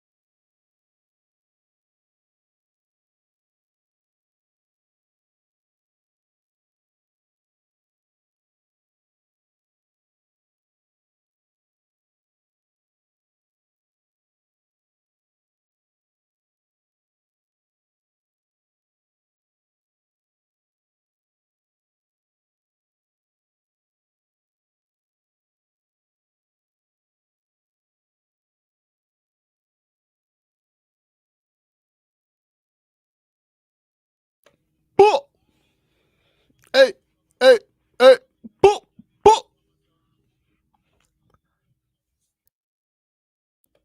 That's like the national way of spotting a Jamaican person. Are you already? Boom. My Jamaicans in the building. Boom, boom, boom, boom. Jamaican massive. Welcome back. It is Sports Day right here on 560 WQAM. I am going to attempt to do what Mark Jackson made famous and tell my body, not now, body, and move past these hiccups. Oh yeah, all out of nowhere, you got the hiccups. The hiccups out of is also nowhere, got them. But you know what? the hiccups affected your camera. Oh, yeah, that's right. I gotta fix that. Sorry. The hiccups are gonna be dealt with just like my bum ankle was dealt with, and I am going to just beat How is your science. ankle? How is your ankle? Right I now? am healed. Let me tell you something. Can we finally, peel the curtains back? Yeah, let's peel the curtains back. I am a freakish athlete. No, And that's not the curtain. I am a beater of science. That is not the curtain. And after falling off a 10-foot ladder, Yeah, you thought you were Jeff Hardy.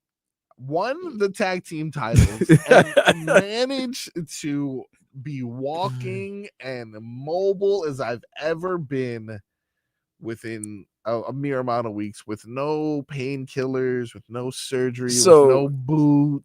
So, yeah, you're my boy. Yeah. So I asked you, yo, how's your ankle? You like, nah, I'm messed up, bruised up. I worked a couple of days for you to help you out with some shifts, right? Appreciate that. But then Leroy was on your head. And I know you. Yep. You have a 2-year-old. Yes. There is no way with a 2-year-old that you could be non-movable. You have to be able to move. Got to be on the go. So if I see you working, still playing with your son and still, following him along, making sure he's not falling, I'm like, all right, your ankle's not that bad. Yeah. But the way Leroy was on your case for it, it became a joke between us. So because I kept on asking, I was like, how's your ankle? He's like, I'm good, bro. I'm good. I'm like, all right. I was like, yo, it was like Leroy's just on your neck for no reason. He's like, yeah. I was like, oh, let's just keep up this, then continue this. So finally, it didn't look great. So that's why it didn't look great. But I mean, it was fine. You're bruisable. If somebody hits you, you're just gonna show a mark. That's how it is. But you're definitely fine. Yeah. So I'm definitely fine. It was probably there's times where it's like, I should probably get this checked out. And there was times where I'm like, I'm totally fine, I promise. But it did look bad. Like, for example, right now, still, my shin is still bruised and discolored. But is it tender? I can't say tender because I'm like pushing it right now. Does it hurt? No, but yes, there's a small amount of pain. Oh, you're still messed up, though. But no, because like I'm walking, there's no resistance. I'm not favoring anything now. I dunked a basketball the other day. It was my 5 foot. It was my child's 5 foot hold. 5 foot rim doesn't matter. Doesn't count. It was like reassuring that like maybe I am one of the best athletes in the world. No, you're not. But go ahead. Nonetheless, I've been able to bounce back. And the problem is I'll never get the credit that I deserve because Leroy just thinks that I should have done it a certain way. So it's like, since I didn't do it that way, I don't get credit for beating science and beating the timeline because I still would have been out right now. There's modern science. There's Marco science. So I just want you guys to know that sometimes you have to believe. The same way that I believe in these Miami Hurricanes who have been able to pull away from Louisville. And they're not pulling away. It's the top of the ninth and a man is on for Louisville. They're doing the Angels in the outfield, if I'm not mistaken. Doing their best to rally their boys, but the Canes have a lead as of right now. Well, it was 9-5, now it's 9-6. They just drove in a run. Look, there's people standing on roofs. That's bad luck. Can't do that. Here we go. Canes. They need this game if they want to advance to the College World Series, which will require another win tomorrow against these Louisville Cardinals. But after spending most of the game within one run or so, it is now getting down to the nitty gritty and things are opening up. So we'll see if the Canes can hold on to that. In the meantime, we'll go ahead and move on with some other headlines. Marlins suck. Beyond that, Well, that's keeping it a buck. Right there. There you go. The Panthers won. The Panthers have managed to split the series thus far with Edmonton, and they return to Amarant Bank on Monday. We've talked about it a lot. We'll talk about it a little bit more. In the meantime, I want to get to this staple segment of Sports Day, as it is your boy Frog Boy filling in for Dan Day here with Vlad as usual. Keep it a buck. Glad you have some topics in which you're just keeping it a buck on. You're just gonna go ahead. Yeah, it's anything can happen in any facet. Multiple different ways. That Sports, pop culture, politics, whatever. Like for example, all right, keep it a buck. Let's keep it a buck. I thought, yes, that Donald Trump and Elon Musk bromance would last longer than Hollywood weddings. Hollywood weddings average 18 months. If it can go over 18 months, it was a good Hollywood wedding. Yeah. This didn't even last 5 months. No, it started during the election. All right, it lasted okay. Close to a year. But it didn't last. It didn't get to 18 months. It is nasty. This is making the Drake and Kendrick beef look like, child's play. The Muppets. This is whoa. A lot of mudslinging, and what's crazy? These are two very powerful, like I like when powerful men beef, but I like when they beef. I don't like when they mudsling. This is some nastiness. This isn't JJ Barea and Trae Young in the post. No, this is David Robinson and Shaq. This is getting nasty. It's disgusting. It's getting nasty in the post right now. But can I keep it a buck? Go ahead. I'm happy it's happening. It's funny. Yeah. It's funny. It's embarrassing from an international aspect, of course. I'm gonna also keep a quick keep in the butt. This reliever for the Canes is scaring me right now. He just walked the guy. Now we got men on first and second. That means the tying run is at the plate. I'm gonna keep it a buck. This guy needs to go. Oh, I'm gonna keep it a buck. That guy's kind of swole. Yeah, I hear a lot. This guy looking. This rally thing they got going on. 32. I need to check his birth certificate. 32. I need to check his. He look like he got 20. He's 26 with 3 baby mamas. Yeah, he's got everyone's having a meeting right now. Yeah, I would definitely have a meeting. All right. Yeah, so that's what's keeping it a buck. Like you. All right. Can I keep it a buck? Go ahead. Keep it a buck, Marcos. This new Lil Wayne album. Mm-hmm. Prove to me what? Lil Wayne's the best rapper of all time. Dwayne Michael Carter Jr. is the best rapper of all time. In 2006 through 2008? Nope. This album is mid. Okay. But let's be honest. Wait. No. Yes. What are you telling me here? You can't put mediocre out and say that's the best. No. You need to listen to the words that I said. I didn't say he was the best artist of all time or has released the best album. You said this album proved that he's the best rapper of all time. Strictly speaking, just rapper. I keep it under the tree. Feliz Navidad. Oof, not my favorite line. That was terrible. Himalaya. How can I say my favorite line without violating FCC? No, his best lines were the ones you can't say. So okay, look, the thing about Mr. Dwayne Michael Carter, and what was with the features, bro? Why do I love Bono when he's with the other guys from U2. Yeah. I don't like Bono with Lil Wayne. You know, Lil Wayne does this whole rock and roll thing. That makes not the best part. Not the best. No, part. I wish I had 2 more hands to give it 4 thumbs down. 4 thumbs down. No, yes. Okay. Let us think about typical Lil Wayne albums. Usually there's like a radio worthy song, and then there's like a couple songs where he's spitting bars, and then there's a couple songs where he's either singing too much. There's a song where he stole the whole verse from Nori, banned from NO, is banned from TV, but he took a whole verse from Nori. Yeah, and he also already did that beat, and he did it pretty well on a previous engagement. But you're not listening to. Oh, I'm listening. I'm listening to you lying. The rapping part, the rapping portion of it, strictly speaking. Mid. I'm gonna explain why it's not mid. when a normal person raps, a normal person will say, like, let's say the word is air. They will say, everybody put your lighters in the air, walk around here like I don't have a care. You see how they're just rhyming the end words there because they're basic plebeians. Please catch that. He caught it. Okay. Yeah, we're 2 outs away. 2 outs. 2 outs away. That was the first out. That was the first out of the inning. Oh man, that guy's swole. Oh jeez. I think we got him out. Okay. Anyway, that's how a normal person raps. They rhyme the last word of each sentence. Yeah, most of his best verses were words that he had to end it with the N word. No, that's just an addition. Every addition, that was it.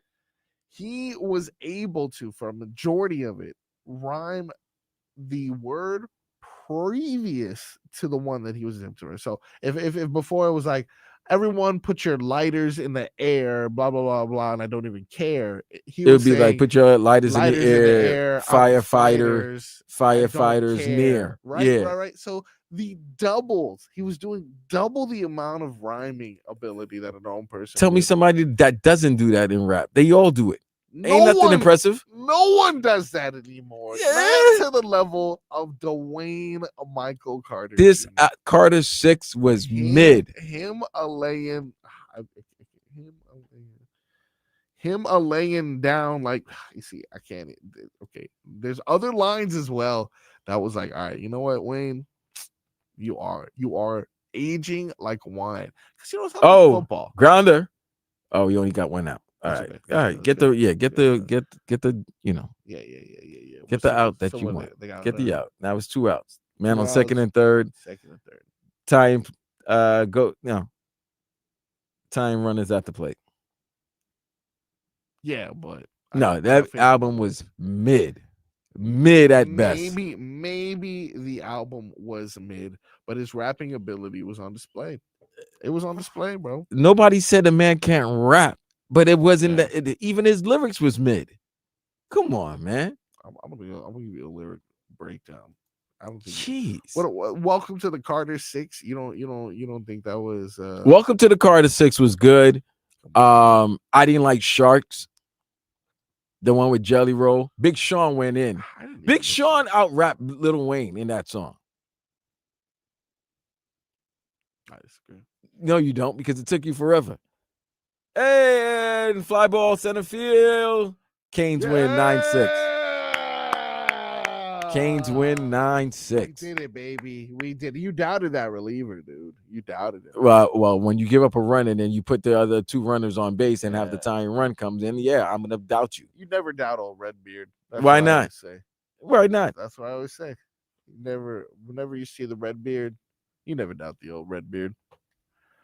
Keep it a buck? Yeah, keep it a buck.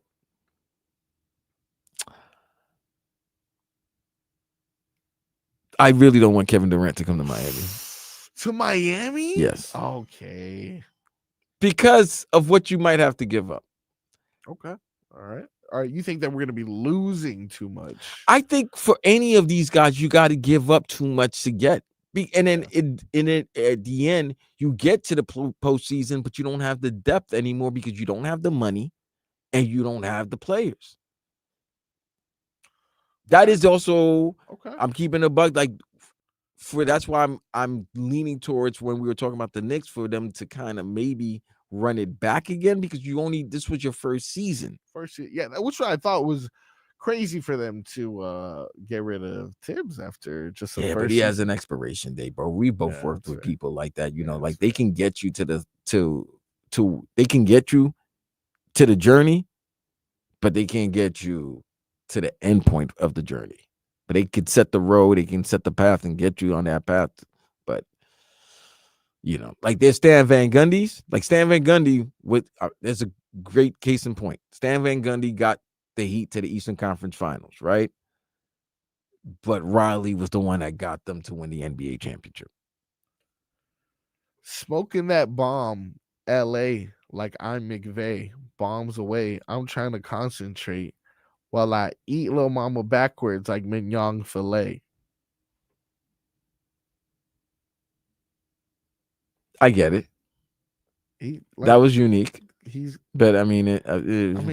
just You've been to hell and back, but have you been to heaven before? I done said it before. I'm already ready for war. Like this. That's regular. Yo, just two fam, come lines. on, man. It's Like two lines. It's two lines. that's nothing with the beat. That's That's two nothing. lines. Come on, man. That's What are we two doing lines. here? Pray for cloudy weather, world peace. Shout out to Meta. Come on, that was trash. Come on, guys. That was trash. And if it's beef, I'll turn the whole cow to leather. Because cows. Because it's beef, I get it. beef. These are all within like. No, what he said, 3 to if 4 there's lines. beef, I'll turn the whole cow To leather. to leather. Cattle. It was also a cattle, like cattle. Come on. Yeah, I get Come it. Yeah, but it on. was a reach. It was a Come Sue on. Surf reach. Come on. Come on. Nah, it was a reach. That was a reach. It was a reach. I don't know. That was a reach. Mid get you by, but it's not something I'm like I'm not. Oh my God, I haven't put there's not one track that's on my favorite list right now. Like, oh, I gotta listen to this over and over. I'm gonna give it another listen to. Yeah. I'm gonna definitely, you gotta give albums 2-3 listens to, but he's worthy of another listen. come on, it's Weezy. You got to, but you know what you expect from greatness, and we've seen too many times greatness from Wayne, but we've also seen too many times when he just, he doesn't really give his all. Like, put it this way, he's coming down here in October. Oh, is he coming to South Florida? Yes, he's coming to South Florida. He's going to, I think. There's 2 concerts going on. Me and you have to talk about it. There's a 30-year anniversary of Cash Money. Oh, but I don't know if he's going to be on tour with them. Yeah, because they still got beef. But he's also coming down in October with Tyga and some other guy that was on his album. I forgot what his name was. But I don't want to hear any of these songs. You better not perform any of these songs from this new album. Keeping it a buck there. Nah. I'm gonna give it another 2 or 3 listens. I know I don't like Fed's cameras observe because the cash is absurd. I mean, the house is so massive. I just added concierge. So good. He's so good. He's so good. You love Cash Money. I'm gonna keep it a buck. You love any Cash Money artist, don't you? I'm gonna keep it a buck. Keep it a buck because you love Drizzy and you love Weezy. You wanted to be down with Cash Money. I mean, I think I would have been better than Tyga, but whatever. You think you'd be better than Jay Mills? Maybe I can make a better song than Jay Mills, but he can rap really well. I can be better than Lil Twist. Remember him? Oh my God. The Lil Chucky. I can be better than them. Little Marcos, Little Tapo. Yeah, on the beat. I'm gonna keep it a buck. Jaylen Ramsey will be a Miami Dolphin this season. Wow.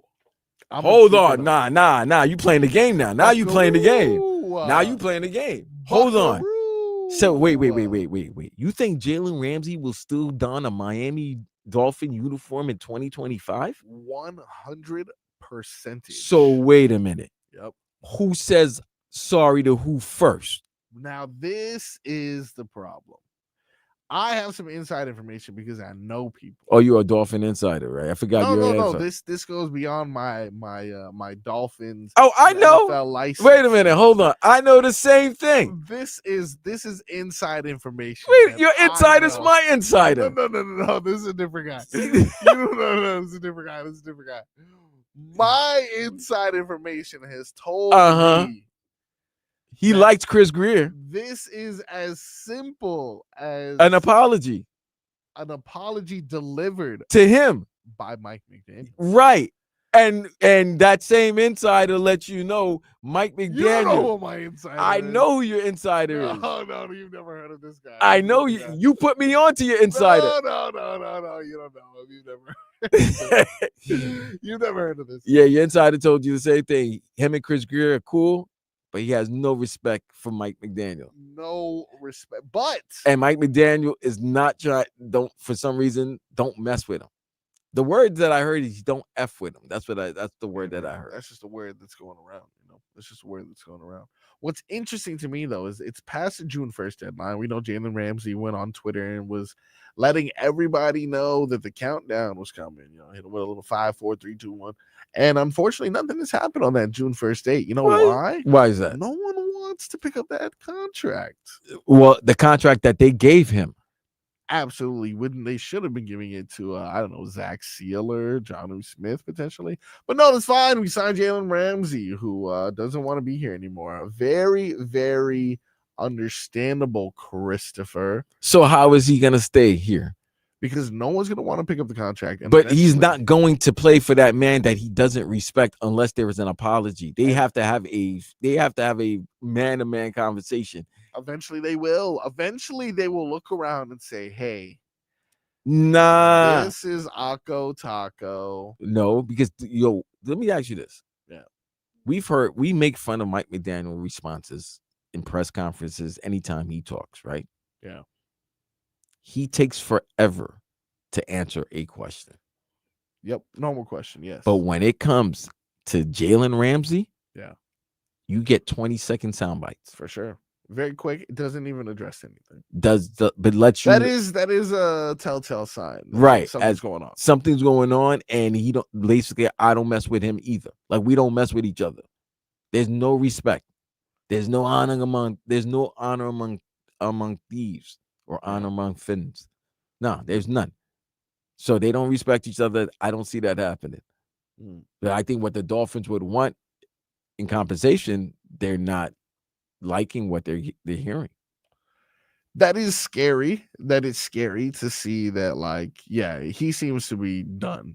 Sometimes you want to see, is she really done with me? Like, let me see. Because, there's done and there's donezo. If I'm following her stories and she sees that I'm following her stories and she has blocked me. Yeah, done, but you're not done. Yeah. But no, there's done blocked. And then there's donezo. Like, I'm blocked. I can't even search. That's donezo. Yeah. This is right now, Jaylen Ramsey, Mike McDaniel at donezo. Donezo. Like, I don't see them coming back. Because if it was just a simple apology, you've had months, bro. You've had months. You're about to do the mandatory mini camp, this upcoming week, right? Yep. So you can miss OTAs, you can miss all of that, but this one is the mandatory one right before the training camp begins. He's not going to be there. No, but maybe he might, because I don't know if you get fined for that. Yeah. When it starts to come to the point of losing money. Yeah, when it comes to the point of losing money, yeah. About his money. That might be the only reason why he said. It's another reason, though. Mike McDaniel, if he does not have a successful season, he's done so. No, fam, let me tell you this. Yeah. On the hot seat. Yeah. Let me tell you. He started out already. He's small, so we didn't have to get him from the locker. We just got him from the fridge, the freezer, and we just put him in the sink, and then he thawed out. It's a little bit of yeah. That's the type of ones that if your mama say, put it on, take it out of the freezer, you don't got to take it out immediately. Like you take it out with like an hour. It'll thaw out immediately. But he's definitely flame broiled right now on the hot seat, and he's definitely on the foreman. If you lose to me. If you start out 1-3 or 0-4, I think he gets fired, and Anthony Weaver is your head coach. But you can't lose to New England, Buffalo, and the Jets, especially the Jets on that Monday night, September 29th. If you lose that game and you're 1-3 or you're below 500, I think he gets fired. Now, if it's a 3-1, 2-2, or 4-0, he's good. But you cannot come out the gate after last season slumping. Do you know why he's gonna be fine though? Why you say that? Keep it a buck. Tua's gonna have his best season he's ever had this year. You had Tua hater. I know. Isn't it crazy? Wait a minute. What's going on here? Just saying. I know it's gonna happen because of what I've seen and what I've observed. And what I've seen and what I observed. You seen Tua get fat this season. That's what you've been saying. What I've seen and what I observed this offseason. Is that he was getting chubby? I'll tell you more about when we come back.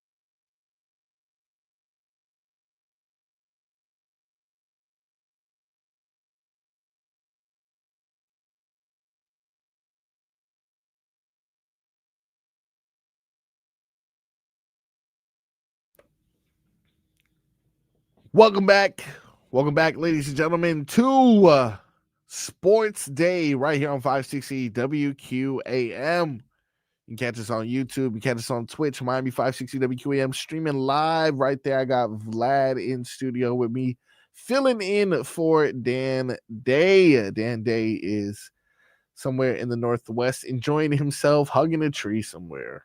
Hopefully. He's definitely hugging a tree. Yeah, hopefully he is finding a way to get some rest. I know that's usually hard for him to do so. So shout out to him. In the meantime, we will be holding things down here before we went to break just now. I made a bold prediction. Yes, you did. Made a bold prediction. Said that the Miami Dolphins will have nothing to worry about because Tua will save the day, and Tua is not the quarterback that you love. You've always had some sort of critique of Mr. Tua Tagovailoa. Yeah. Tua Tagovailoa. There you go.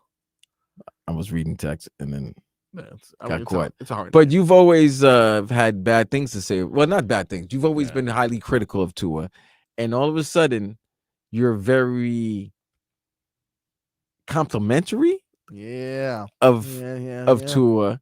You're speaking high praise of Tua. You feel very confident of this season, and it's very weird because you're I want a mobile quarterback. Yeah, which Tua is not. And Tua is not. So when he had lost weight and he was mobile, you were very happy, but that also led to concussions and him being out. So then he started to become thicker Tua. Yeah. And you don't like, which was weird because you're Tua and you kind of have the same body shape right now. Oh, all right. Okay. But you want your guy to be more mobile. Yeah. So what's going on right now? What do you appreciate the Tua off-season workout program? Because it's very similar to your everyday program. You know, it's very interesting that you mentioned that. I have been critical of Tua's pass, and it's hard not to be. In 11 starts last season, he passed for 2,867 yards, 19 touchdowns, 7 interceptions, with a mediocre 6-5 record. Necessarily not the worst, of course, but nothing to write home about. In fact, he's only completed one full season, and that was in 2023, since his sophomore year at Alabama in 2018. He's as fragile as it comes, and when it comes to mobility, there is no one slower than our boy Tua, and no one more liable to potentially lose his career in one play than our boy Tua. I have definitely been critical of him. So now the question is, why now do I think that? Why the change? This man is going to have what I proclaim as the best season of his career. Why change of heart? Tua is in a different mood right now. He is in a different mode altogether. What makes you say that? The Tua that we know is constantly attempting to make everyone else happy. Tua that we know was fighting for Nick Saban's approval, fighting for his spot to never be relinquished to Jalen Hurts after stealing it from him, was fighting to get the approval of Brian Flores, fighting to get past the tenure of Brian Flores, fighting to prove that him and Mike McDaniel had what it took. This led to him doing things such as losing a ton of weight. This led to him learning how to fall and taking jiu-jitsu so that he can do all of these crazy things. Yo, Brian Flores was 4 years ago, man. For sure, but you know, when you're soft and emotional like Tua is, which is people great. have graduated high school and college by that time. An entire lifetime has. You've had a by. child by the time this whole Brian Flores situation. An entire lifetime has occurred to my son before this man has had to deal with any more repercussions from the Brian. Mike Flores McDaniel era. was his quarterback whisperer. Like, what are you talking about? So why all of a sudden now in this year 4? That too with Mike McDaniel and year 6 of his year 6 or 7 of his playing career. Yeah. But why this all of a sudden Tua was going to change? You know why? Because he's no longer doing any of the numerous things that I mentioned now. There's no jujitsu. There is no off-season diet or regimen. There is no finding his place in the league because he's already secured the bag. There is no who am I as a person? Is Jalen Hurts going to come steal my job? Is Brian Flores going to fire me anymore? And you know what we call this? This is NBG. Yeah, this is what we call NBG in the business. Damn, I'm really skinny. I'm skinny Leroy right now. I'm working with Hispanic Tobin. Yeah. Yes. No bleeps given.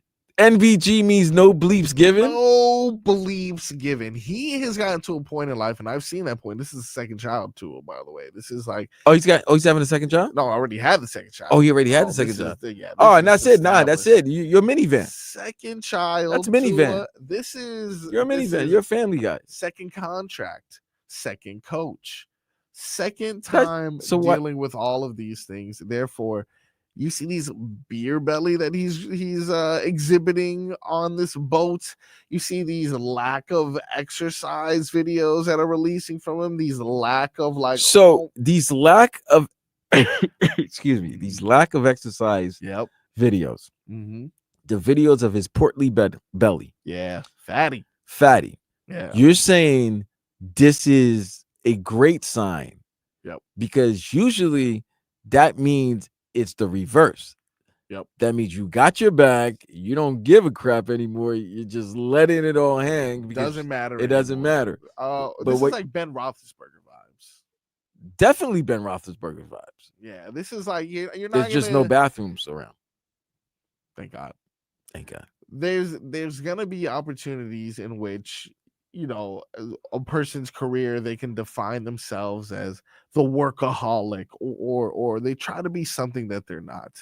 I don't want So we're finally gonna see the real Tua? You telling me that all these years, because right now you're making Tua sound like a bad Netflix drama right now. Yeah. That he was searching, yearning for the approval of others, and then he's finally damn it, dude. What is he, Loki? You know what? And what did Loki end up doing at the end of the series? He got his ass beat by the Hulk. He did get his ass beat by the Hulk, and in a way, Tua has gotten his ass beat by concussions and linebackers. So it's kind of like he has had his fair share of trickster moments in which it wasn't clear what his future would be, and in the end, we found out that he was the one. So finally, he got the bag. That means he's finally accepted. He's got the acceptance and love that he beyond, because he got the bag last year, but it doesn't kick in until this year. And also, so it's his sixth season. Immediately, you got to prove the bag. Immediately after, it's like prove the bag. You can't do that because you try to prove the bag. But you got to be healthy to prove the bag. And he wasn't. And he was trying so hard. And when has he? He's only been healthy for 1 year. Correct. But now, got a lot of weight on him. So he should be healthy. And he's not going to be trying to be running. So what happens if there's a 3rd and 4 and his portly ass can't get 4 yards when it's right there? I don't want to hear Marco saying, "Oh yeah, I need a more agile and mobile quarterback," because you're saying right now that yes, this is good. Okay, but what does he do? Let me take me through the scenario. I'll give you 3rd and 3. Okay, let me say. Here's the scenario right now. 3rd and 3. I got no. Boom. I'm gonna tell you this right now. All right. It's the home game against Cincinnati late in the season. All right. It's a 3rd and 5. 3rd and 5. Geez. Right? Yeah. Ball's at the 40-yard, at the Cincinnati's 40. All right. Dolphins need a touchdown to win. All right. Right? It's 3rd and 5. Mm-hmm. They got everybody covered. It's Tua and the linebacker. Tua's got space to make a move. Yeah. But he's portly Tua. Oof. Yeah, not good. And he only gets 2 yards. He can't shake the linebacker one-on-one. He only gets 2 yards. It's 4th and 3 now. Yeah. Are you gonna? But he could have gotten 5 yards. Could have gotten 5 if he wasn't portly Tua. If he was even 2 years ago Tua. What happens? Are you the next day? Are you gonna be Yeah, next day I would say, fatty needs to pick it up. So you can't do that. You can't do that. No, I can totally do that. No, that's wrong. You can't. I can totally don't do that. No. Because then look, if he wasn't also the most delicate man in the world, he could have maybe used his weight to run that guy over. But we're also scared of that. So if you're not going to be able to outrun them, how about this, Tua? I don't want you to run at all. I don't want you to run at all. I want you to instead. This is what's going to happen on that. This is what I would rather have happen on that 3rd and 5. He evades a sack. He kind of is like waiting for someone to get open. He's kind of rolling to the sideline, waiting for something to develop, Nothing develops. He kind of spikes the ball outside, and you go to live on 4th and 5. Because if you're not going to be fast enough to outrun anyone, if you're not going to be durable enough to run over anybody, you shouldn't be running. Let me ask you this. Yeah. Nick T just asked a good. Well, he just said your no ankle can outrun Tua. Can you think you can get Tua? Do I think I can get Tua? Yeah. Let me find out his 40. Let me look up his 40. We're not talking about 40s. Yeah. No, okay. Do I think? Well, no. This is important. This is important. Marcos, you can't run a 40 right now. Your 40 right now would be 40 seconds. No. It depends. Tua ran a 4.7. That's good. Yeah, I can't. No, I'm not catching him. 4. Okay, his ESPN profile says 4.9. Still 4.9. I'm not catching him. So your quarterback running a 4.7, 4.9. It's not mobile. But you think because of him not being mobile, he'll stay in the pocket more and get the ball out. Remember, listen, the boy can get the ball out quick. I don't need him to run for yards. I need him to buy a little bit of time. Step up in the pocket. I need him to just watch Ben Roethlisberger. But here's the thing. No, here's another thing, right? Yeah. So then, because this is real talk, right? Yeah. He also needs weapons, right? Now, he does have 2 weapons, but if you let Jonnu Smith go, that's not a weapon that's the guy that you could stay in the pocket on 3rd and 5 and throw, dump the ball off to. We do not have a replacement for Jonnu Smith. So what I'm fearful is that he'll put too much pressure on himself and start thinking that, well, all right, Tyreek is covered and Jalen's covered, and I don't have A-Chance covered. Let me start running and start utilizing my legs a little bit more. And then, boom, he gets hit. Because it's not cool when DeMar Hamlin, a guy who nearly died on the field, is the one that took you out.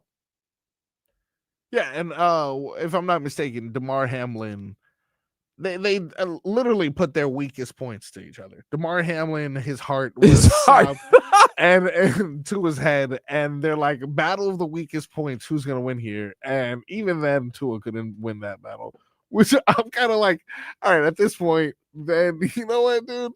Let's not do this anymore. When they go weakness for weakness, and your weakness is your head and his heart, and your head lost to the heart, like he was gone for like that's not good. An extended period of time. Yeah, he was gone for 4 weeks from DeMar Hamlin's heart. Like it's and Dr. Toboggan is right. He'll never be able to do Ben Roethlisberger stuff. He doesn't have the same body type. I understand. But just extend the play a little bit. And you know what? I think fine. The wide receiver thing in regards to like potentially losing Jonnu is extremely detrimental to my point. But because look, to go with just say for hits and giggles, we're going with your point. But he also needs weapons. Like, what I'm noticing with this team in all seriousness is like they're not trying to say they're reloading or this is a rebuild. Yeah, but you're a rebuild. Or like they like to say reconstructing. What we did get Westbrook, right? Westbrook out of Tennessee is pretty good. Put it this way, I don't care if it's Russell. I don't care if it was Michael. I don't care. I don't care. No Westbrook. Okay, please. Okay, another thing that we're sleeping on though.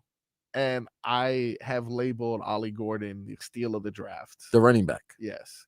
We have a bit of a 3-headed, I can't say monster because they're all very little. But we have a 3-headed. No, Braylon Allen's not that little. Is that who? Jalen Wright's not that little. I said Braylon. Oh, okay. Jalen Wright's not that little. No, he's not that little. But Devon Achane, and I don't think Ollie Gordon's necessarily little either. It's just their play style is like you don't see any of them as like a bruiser or anything like that. Well, that's also, it's a point I've been saying for years now. Dolphins don't draft for the division that they're in. Yeah, it makes sense. We can't draft to get that hard 3-1, 4-1, or to go against a Buffalo D line. Like, but you play games. There's a good possibility you're playing At minimum one, but Yeah. you're playing two out of the 3 games. You're playing 2 games in December in the cold. Yeah. You're going on the road. You're going to Miami. You're going to New York, New Jersey, or you're going to New England. I mean, you're going to Buffalo, New York, New England to go play. Yeah. So in December, in those cold games, you should have a team that should be able to play in those type of conditions against those type of teams. And they don't really, to me, draft and build their team that way. In December, January, you're going to Baltimore, you're going to Cincinnati, you're going to Pittsburgh, you're going to Buffalo, you're going to Kansas City, you're going to cold places. Yeah. Now I'm hoping, like I said, I labeled him the steal of the draft. Of course, I'm being Facetious? not facetious, but I'm hopeful. Yeah, I'm being like, a homer in that sense. He is a Doak Walker winner, and he rushed for over 1,600 yards, 20 touchdowns. Ollie Gordon, 6'1", 225. I understand he's no Derrick Henry, but I do think that he has enough speed, physicality, and like the ability to kind of like maneuver and escape through. Like, for example, I know it's his patience, but the way like Le'Veon Bell would be able to maneuver through the line sometimes, he wasn't the biggest and he wasn't the fastest. But my friend, yeah, you have to have an O-line. Oof. Did you forget that? Oh, the trenches. It hurts. Liam Eichenberg. Yeah, not good. Not good. Not great. I mean, we did. Let's see what our draftees do, huh? Dude, Patrick Paul. You're hoping Patrick Paul it turns into like Patrick Paul's Richmond totally Webb, but you know what I'm saying? Like you're Yeah. hoping that that 1 year that and Richmond was great. So, but Patrick was a project. You're hoping that this project turns into success immediately, but Yeah, come on. Austin Jackson's got to be healthy. Yeah. What about Jonah Savinea? I don't know how to say his name still. The Samoan? Yes, he's a guard. We can potentially get a little bit of luck. So you're relying on young guys with inexperience to protect the guy who's tender. It is not a good formula. I can understand what you mean by that, but that would be like asking a 2-year-old to look after a 1-year-old. Yeah. Is that not good? Because I have. I mean, would you tell your little tadpole right now, if you had another little tadpole, to hey, little tadpole, watch the littlest tadpole while I go go do a radio show? Do a radio show? I got my son and my nephew in the car right now. Are you saying that I shouldn't have done that? Don't. Is there a window open? Yeah, I cracked the window. I'm not crazy, man. I'm just saying. I'm gonna go check on them. Maybe you should. Maybe that might be the smart move to do. I will. I'm gonna go check on them. When we come back, we got more of the best possible show on this station at this time. That is Sports Day right here on 560.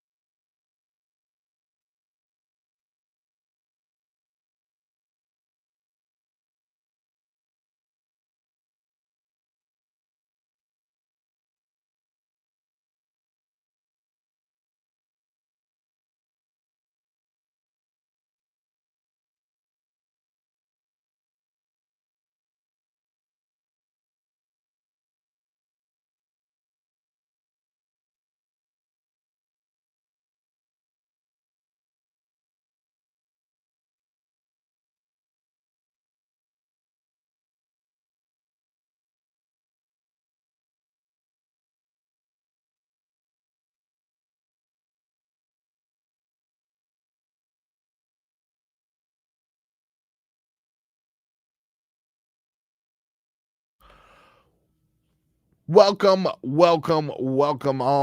in. It is Sports Day right here on 560 WQAM. Marcos in for Dan Day, filling in.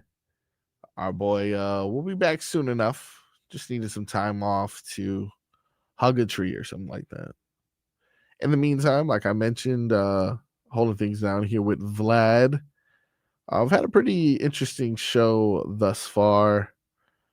Not sure if you had an opportunity to see this. This is something else we also didn't get a chance to cover. Oh wait, another thing. So Yeah. finish the Derrick Henry with the Adam Sandler. Oh yeah. So Derrick Henry apparently is looking to make his debut with acting. I've never seen him before anywhere, right? You've never seen him before for the most part? Derrick Henry? Yeah. He's done a Acting couple. anyway, right? I think he's done. I might have seen him somewhere. Maybe some like commercials or anything. Yeah. Like that. But definitely seen apparently- commercials. But he wants to be an actor now. Yeah, he's been given an incentive by Adam Sandler. Apparently, he wanted to be in the new Happy Gilmore, and was upset that he wasn't given a little cameo. So he was recently on the Dan Patrick Show this past Wednesday, and at one point, they got into a conversation and said that Adam Sandler, I'm not sure if potentially, I don't know if Adam Sandler is a Ravens fan, but Adam Sandler says that if he runs for 2,000 yards again, that he'll put him in a movie. So, all right, let's break this down. This has to be, in my opinion, Adam Sandler has Derrick Henry in fantasy. That's football. like his owner's pick, like, you know what I mean? His franchise player. Mm-hmm. So, yeah. Even look, he said that not only did he accept the terms, that he threw in a dinner with him as well. That essentially, like, not only am I gonna give you a movie role, but now we're gonna have dinner. We're actually gonna spark up a friendship of some sort. So, as if that wasn't enough incentive. That's how most Hollywood. Watch out! I mean, this is be careful. A lot of craziness, going on there. But I'm just craziness. saying, it sounds like somebody who has Derrick Henry as his what's that called? What's that called when you have a player all the time on your team? Yeah, I don't know what it's necessarily. It's slipping my mind right now. But that's probably his player in fantasy. And oh, you want to be in my movie? Well, run for 2,000 yards. I think that's dope, though. I think that's dope to have an opportunity to be in an Adam Sandler movie. Just Dynasty, that's his dynasty player. Thank you, Tiersk. If somebody was like, "Yo, Vlad, this." You achieve this amount of hours at work this upcoming year, and I let you be in a movie. What movie would you want to be in? Or what actor would you want? Oh, what movie I would have been in? Like, not necessarily, because we don't know what movie Derrick Henry is going to be put in, but Adam Sandler is like, I'll put you in a movie. What actor? Blacked. I mean, look, it's not necessarily the worst. It's also not out of the question, too, being in South Florida. I feel like that's one. Yeah, blacked. Yeah, that's great. The director was like, "Hey, buddy, you work 600 hours this upcoming year at Odyssey, and that's a hell of a payoff, lad. I'm not gonna lie to you. That's pretty good." Right. Yeah. Forget trying to get like accolades in some stupid movie that may or may not do good. I'm definitely gonna. I mean, listen, but yeah, you already get. I might be cut from whatever movie that I'm not getting cut from that team. Nope. All good. And even if you do, who cares? Right. All good. To be honest, definitely. I can't compete there. Can't compete there. I ain't gonna lie to you. I definitely want to be in the scene. Yeah, that's fair. That was imagine they got you, but you're like you're the husband. Like, what? You're calling the plumber again? It's the third time this week, sweetie. Well, I guess. All right, but all jokes aside, it'd probably be a Marvel movie. Marvel? Yeah, it probably. You want to be in something like for we mentioned him earlier. Aaron Rodgers was in Game of Thrones, but nobody ever noticed that or even knew. So I don't necessarily have to be seen. Yeah. I just could be lingering in the background, but you just want to have the credit saying that you did it. Yeah. Denzel Washington was like, "Hey, I'll put you in a movie. you put in 600 hours at Odyssey, I could be like, yo, Denzel, me and Denzel. Of course. I just want to talk to him about Remember the Titans. Why you love that movie, don't you? Such a good movie. Is that your favorite movie of all time? One of your favorite movies of all time? It has to be. I mean, it's one of the best sports movies of all time. Do you want to do this with me? Best sports movies of all time? No, like Okay. strong side, weak side. Come on. Do you want to do that with me? man, Come on, come on. Is that what you want to do? Remember when he walks in through the thing? He's like, man, oh, sorry, sir, only family. He said, nurse, are you blind? That's my brother. And I was like, you cried, didn't you? Yeah. You were like, oh man, this should stop all racial wars right now. Yeah, that scene right there. Yeah, because I was 7. So Yeah. I was like, I'm sure racism is done now because of this movie. That one scene. Yeah. Nope. Still going strong. So what movie would you do? Like I said, it would probably have to be something that Denzel Washington would be a part of. But if I was given another opportunity, something I've always wanted to do in regards to movies is I've wanted to do a rated R Carnage movie. Carnage, the villain from Spider-Man. But you want to do a rated R version? Yeah, I of want to do a rated R because, like, these Spider-Man movies, these superhero movies and stuff like that. You like when it's rated R? You like because it's fun, it's cool. You get to see a guy really break his leg or like really like get knocked out, or these Deadpool movies, super successful. A guy can curse, things like that.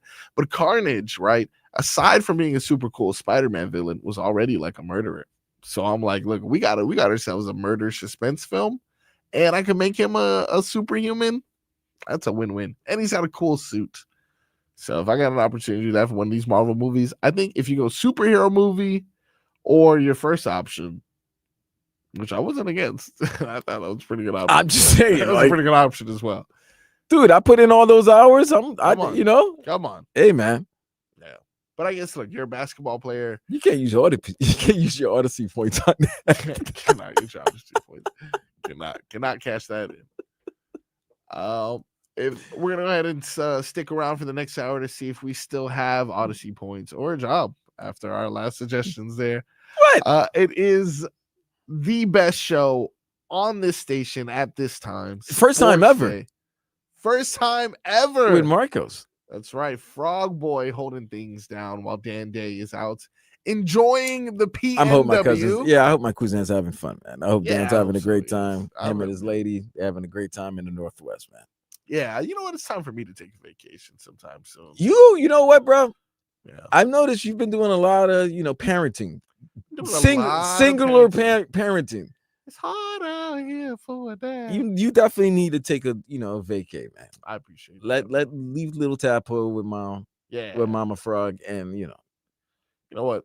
We're gonna plan my vacation. Let's plan your vacation during this break, and then we'll have we'll share it with the public and let them decide where you should go. If anybody wants to join, you might as well at this point. If you want to sponsor. I will be back with more on 560 QAM.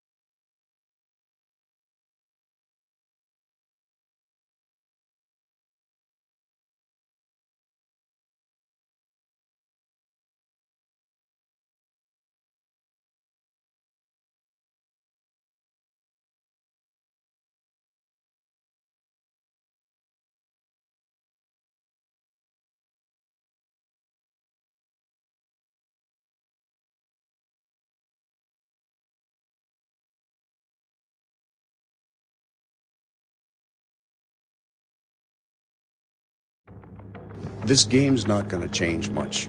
It's going to look pretty close to last game. It's going to be tight. Two really good teams.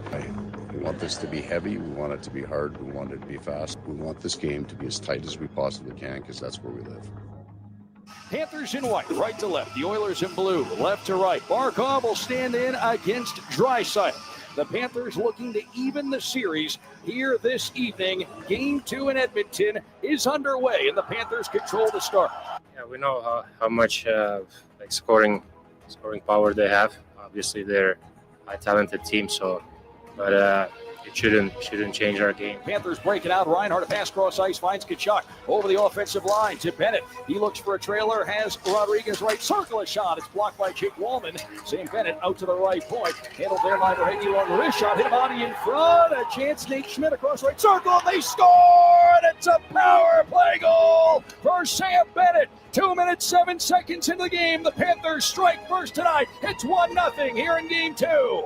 Just to know that they're on the ice, you have to be aware of them all the time. You have to know a little bit of their tendencies as well. Draisaitl drop past McDavid, right circle, cuts in front, can't pull the trigger, bounces out to Draisaitl at the right point. Pass across, in stride, McDavid shakes into the far circle, what a move in front, they score. Oh my goodness, Leon Draisaitl finished it off, a one-timer out of the right circle, but Connor McDavid, an all-world play, and there's no other way to size that one up, Billy. That they're going to get their chances. Right? That's just a fact. You just can't feed them, and you can't create the environment that they get more than they need, even though they don't need much. There's an energy to it. There's an edge to it because you can all feel it coming, but there's not the tightness that maybe we found from the first time we did this. Right. Here's Draisaitl cruising in. Perry, Draisaitl out to the right point. Nugent Hopkins can't find it. Lundell, short-handed breakaway. Marchand in. Marchand down low. He scores! A short-handed goal for Brad Marchand on a breakaway. He beats Skinner down low, and the Panthers are up 4-3.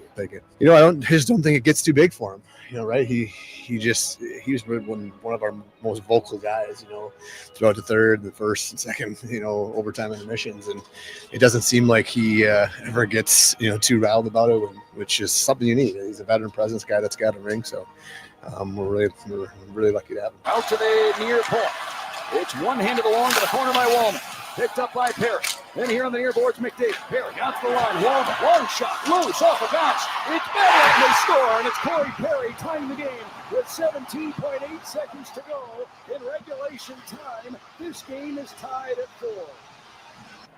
Bouchard near circle in the Edmonton zone. Chris Knobloch switches out the forward grouping. Left side, it's Kane Brown in front of shot. Save Bobrovsky. He got just enough of that.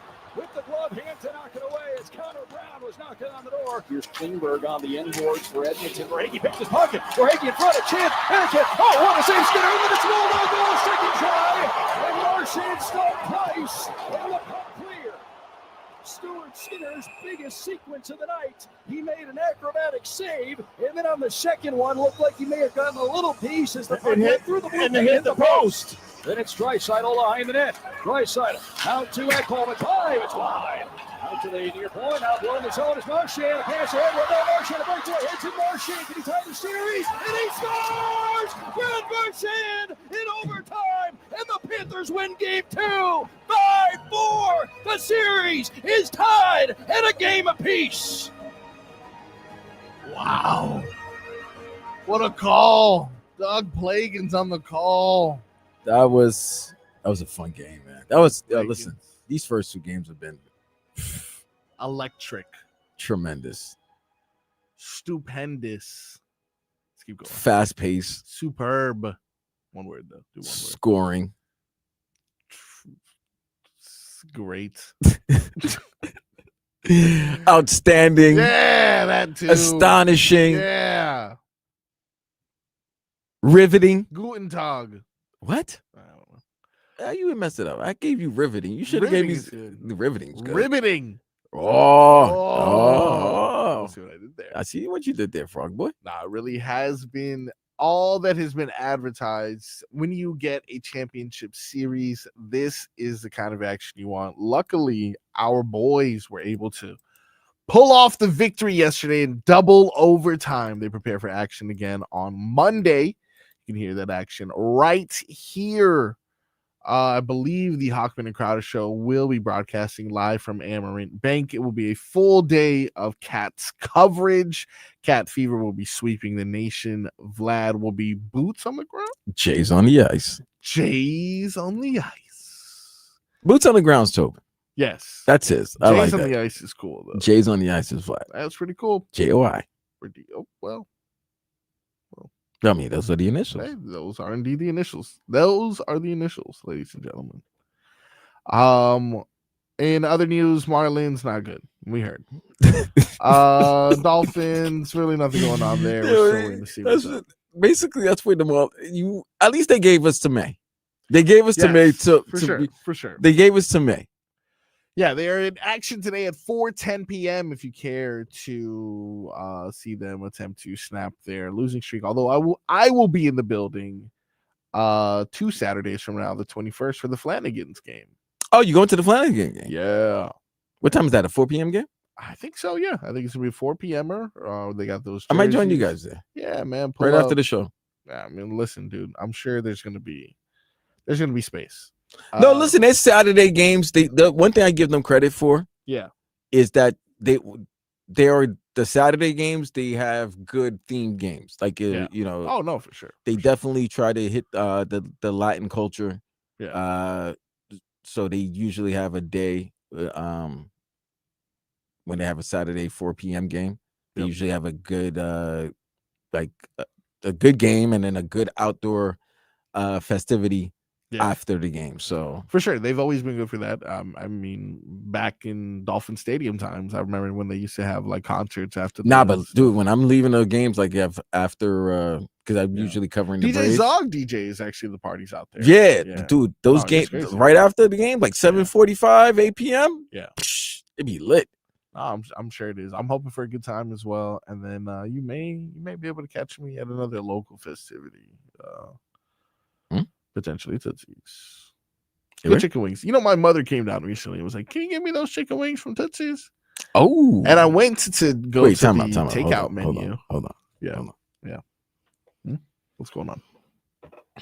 Yeah. How does your mother know about Tootsie Wings? I brag about them a lot. She's never had them. You brag about them. Yeah, the wings are good. Now, does your mother know what Tootsie's is? Yes. She knows it's an adult cabaret. Yes, but I did tell her there was a takeout window. You can have the chicken wings, but unfortunately, that takeout window is not open during the week. Really? Like at a certain time, you know. It's more of like a weekend overflow kind of thing. But I was disappointed. She was disappointed. And I still went, though. Just to confirm that the wings were not readily available at the window. You saw a breast, though. Oof. Top of the line. In other news, the Miami Heat still waiting around to see more or less. Wait a minute. Happening. I believe isn't this weekend? Might be happening now, but isn't Triple J supposed to be doing some type of Miami Heat clinic at Cooper City? Oh, okay, that's what you meant. Yeah. He could be doing that. What do you mean? Where are you going? Because I thought you were going to refer to the fact that he was recently hired by the NBA to be a part of their NBA coverage, be one of the analysts that will be providing NBA coverage for what? The finals. For who? For I don't know if it's ESPN or the NBA, really? NBA finals coverage. Yeah, Jaime Jaquez was one of the people Wow. selected. I think it's the whole Hispanic thing, if I'm being honest. Okay, that's cool, but I would be thinking it'd be for a Spanish station then, because if it's for the if it's ABC, ESPN, I'm gonna be like, no, but they did get like a weird assortment of like talent. It's like all young players. Really? Maybe because they're probably maybe it's a young finals with the stars with Shea and Jalen Williams. No one else wanted to do it, I guess. Yeah, maybe that's the other thing. Nobody wants to go to OKC. He'll be providing inside and sideline access for game 2. He's a correspondent for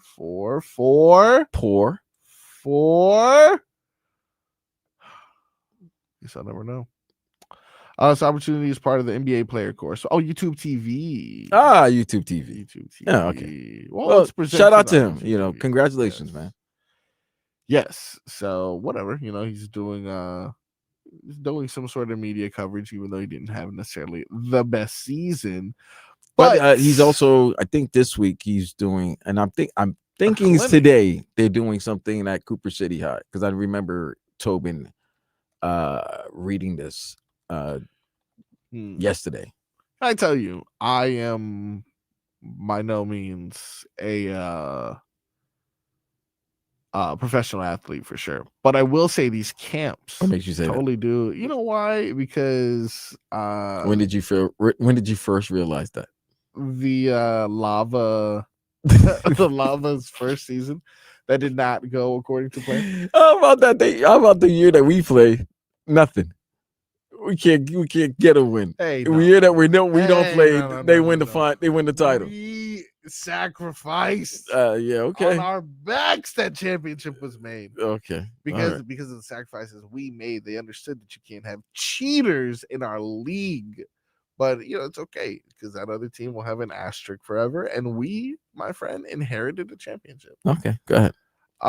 So with that being said, these camps totally do help. I went to a Kenny Anderson basketball camp. Mr. Chibbs. Is that what they called him? Yes.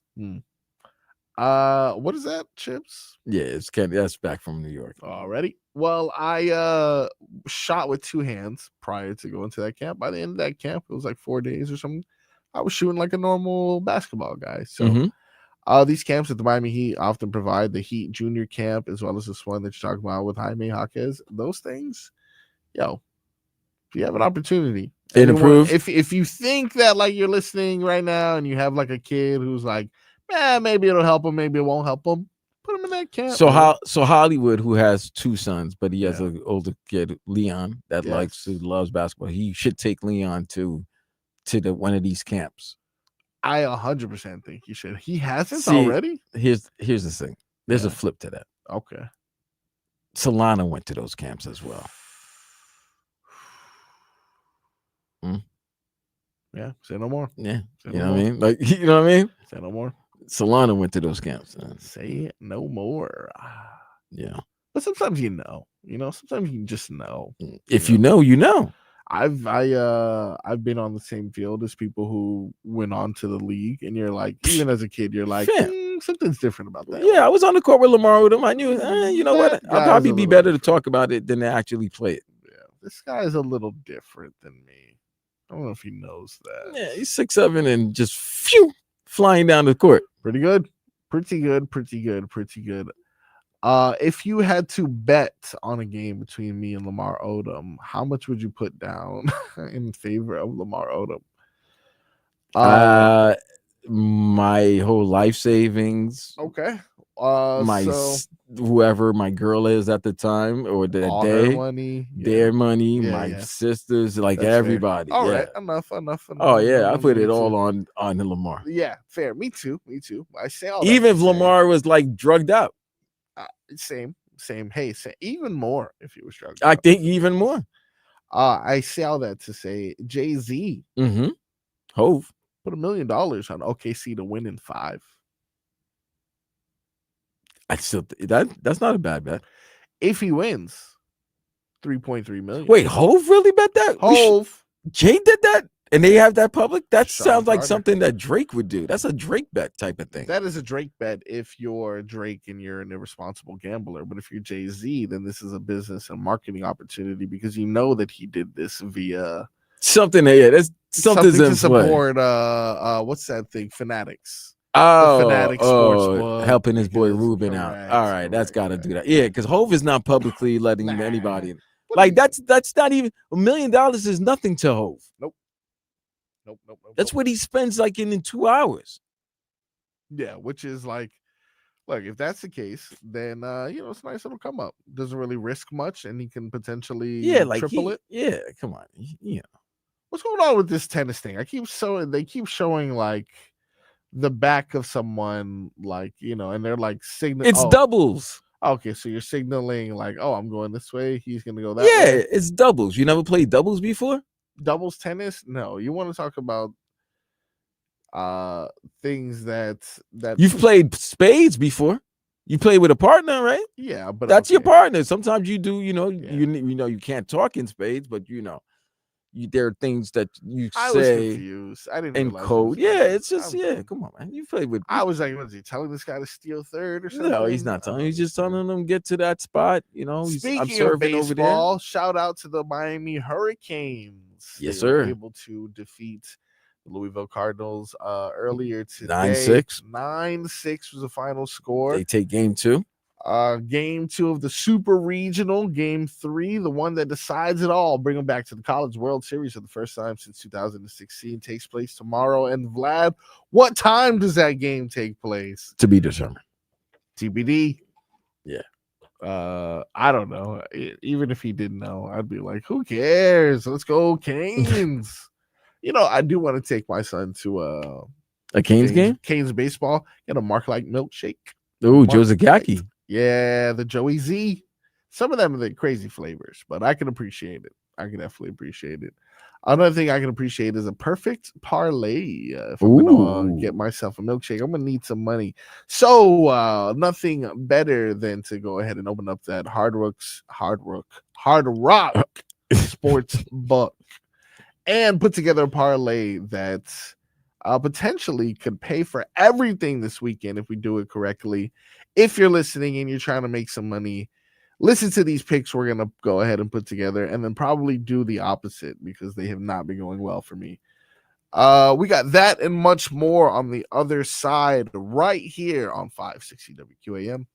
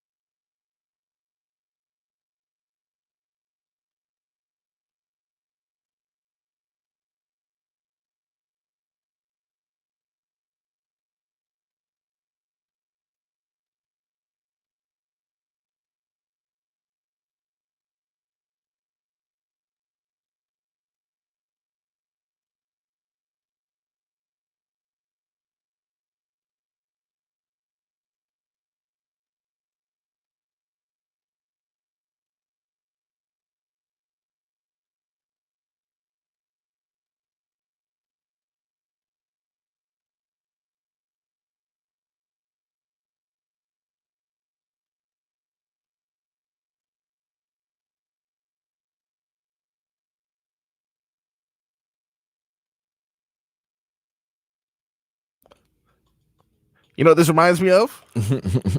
When I used to do the traffic raps. I used to rap about the traffic in the morning slots. Yeah, you told me to sing one time. I did a singing one. People would be so upset at me that I was rapping the traffic as opposed to telling traffic. I'm like, bro, look at your phone. I used to kill them though. Hey, I'm sorry if you're left behind. Got a little bit of traffic on I-95 and through the Pines. I'll be wilding. Not to mention there's an accident on Pine Island. I'll be out here styling. Man. See, I give you that. I give you that. That was way better than down near the Wayne lyrics you was saying. I'm showing you mad love. Look at that. But look, because at least I know you're freestyling. Yeah. That's my thing, bro. Well, I can't say that's my thing, but back in our days, even though we have different days, it used to be a freestyle. Used to be like unplanned, not even thinking about it. Nowadays, it's like it's a pre-written verse that has no attachment to a song that you're aware of. But I like the art of like I tell people now just to prove it. I'm like, yo, give me a word, and I'll incorporate that into like a rap that I do, like right in front. That's what most people think freestyling is. Yeah. But I mean the ones who have respect for themselves, like those that are fans of the newest Lil Wayne album. But it's okay. It's okay. No. I'm gonna give it another listen. Maybe I'm just being biased, but I felt like it was being biased. All right, look, I've given hot takes, I've given cold takes.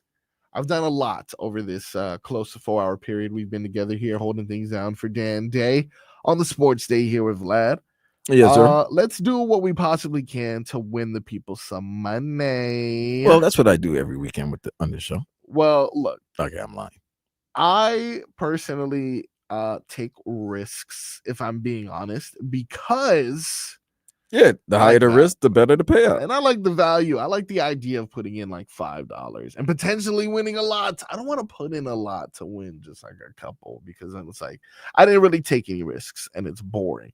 So let us start off with a little bit of this NBA final action, if you will. NBA finals, as you know, tomorrow, 8 p.m. That's going to be game 2. Pacers, an amazing comeback in the final moments, as they have been all playoffs. Halliburton with a clutch shot.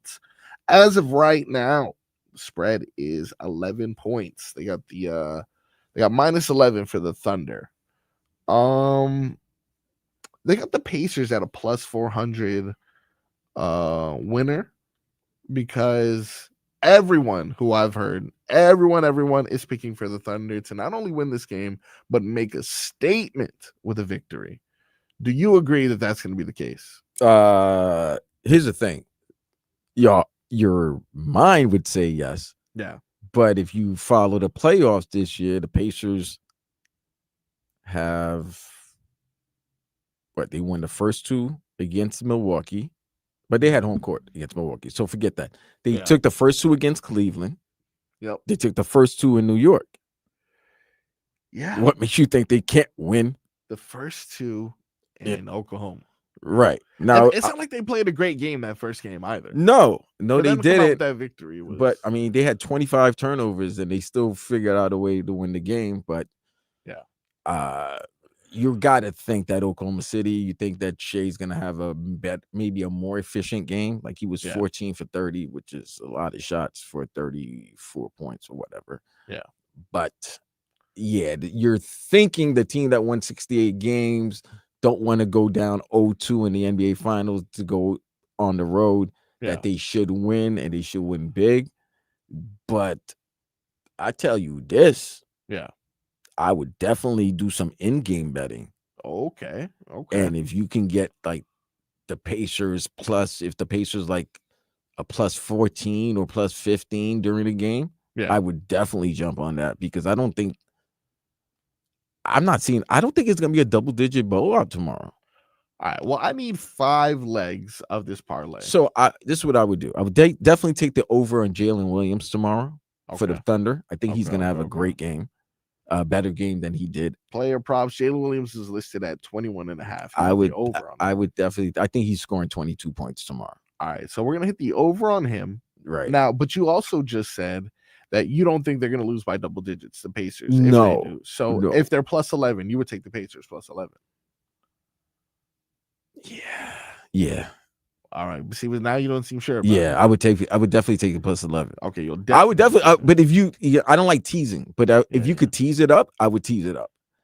All right. Well, look, right now we have those two gimmies. Now let's go to the Edmonton, Florida game because it has to be 5 legs. We got. I am definitely taking. Okay, you know what? Yeah. What is the total? I bet you 6.5, right? In the goals, over under? Yes, 6.5. I think I'm going over. You're gonna hit the over. Yeah, there's too much talent on the ice on both teams that they're not scoring goals. All right, so that's the over. Give me one more bet from this game that you think is gonna hit. So, yo, listen. Yesterday I had a good 8-leg parlay going. Leg, Yeah, right, and the only guy that didn't hit for me was Barkey. Yes. So I'm taking Sam Bennett again. Sam Bennett's on a hot streak. Sam Bennett's, yes. All right. I'm riding with Marchand. So what are you saying for Bennett? I am it's between Bennett and Marchand. I'm taking over in 0.5 points. Whoa, you're taking over 1.5. Yeah, over 1.5. Okay, so right now they got honestly. Did they move up? They got Bennett at 1.5. 0.5. Yeah, that's what I'm saying. Take Sam Bennett at 0.5. 0.5. I thought you said 1.5. No. I'm sorry. Very good. Okay, so 0.5 there. And Marchand as well. You know what? We're taking that one too. So I know I said 5 legs, but you know what? Because we love the people, we're going to give them 6 legs. And you know what this last leg is going to be? Something we haven't talked about as of yet. And, maybe we could have talked to our boy Brendan Tobin about this, but there's a little fight action going UFC 316. UFC 316 is tonight. In Jersey. Headline by Sugar Sean O'Malley versus Devalashi. I don't know how to pronounce his name, but you get it.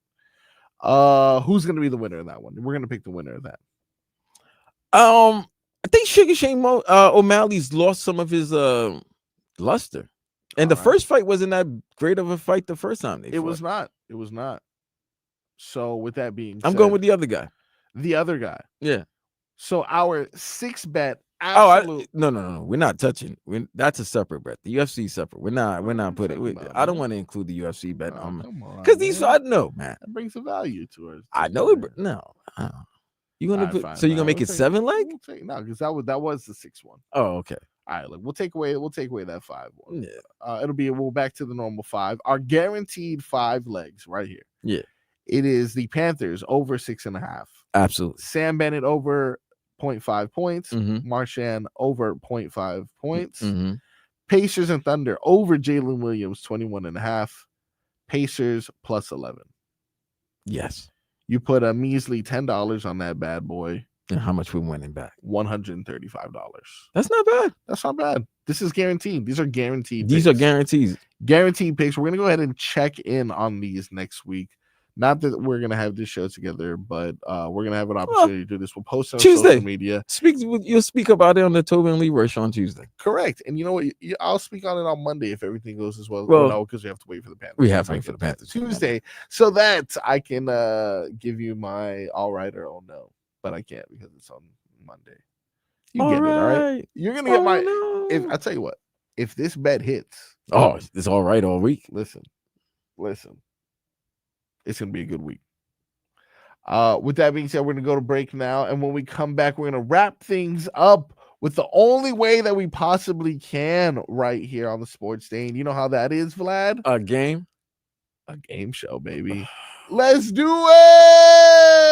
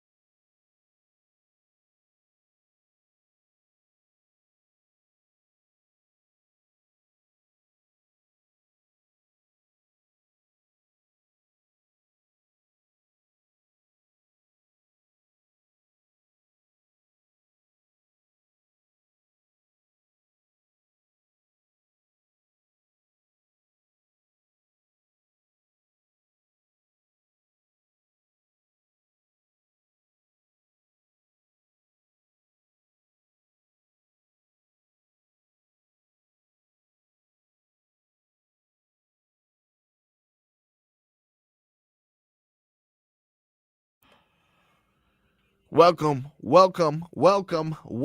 back. It is Sports Day right here, 560 WQAM. You can catch us on YouTube, catch us on Twitch, Miami 560 WQAM. It has been an action-packed day reflecting on the Cats' victory. What a game, man. NBA Finals coming up. Great game, game one. Lowest ratings since COVID. Yeah, not good. Not good. The Hurricanes able to squeak out a victory against 9-6 against Louisville. Pretty good. Game 3 tomorrow of their super regional series. Winner advanced to Omaha. Yeah, there's another baseball team in the city that shall not be named. They stink, but doing their thing, doing what they can. Right now, they stink right now. Doing what they can. They're up the state. They're up the interstate.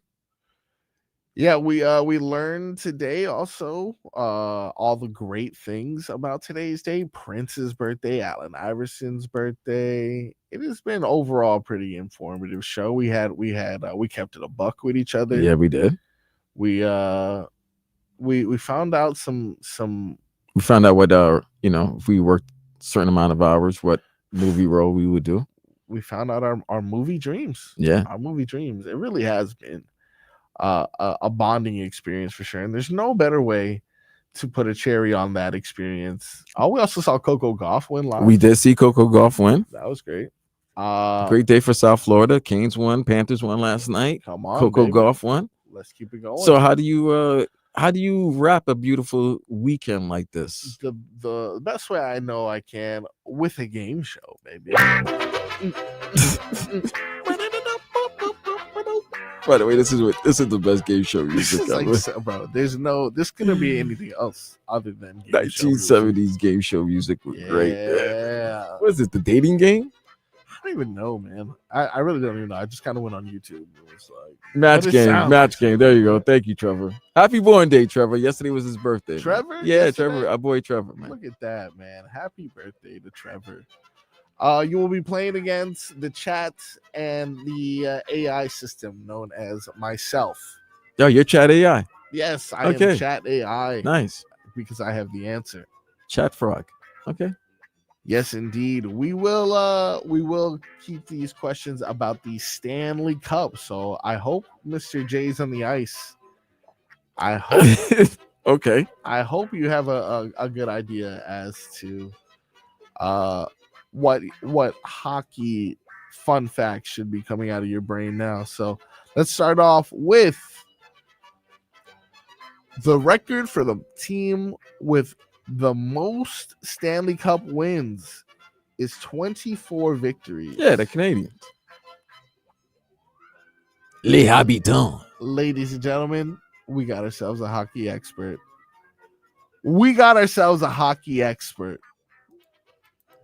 That is correct indeed. It is the Montreal Canadiens. 24 victories. Hopefully one day the Cats will be on top of that list. Dude, that's gonna be a long dude, we'll be dead by the time that ever even championships. Come on, man. So many championships. All right. Now, the next question.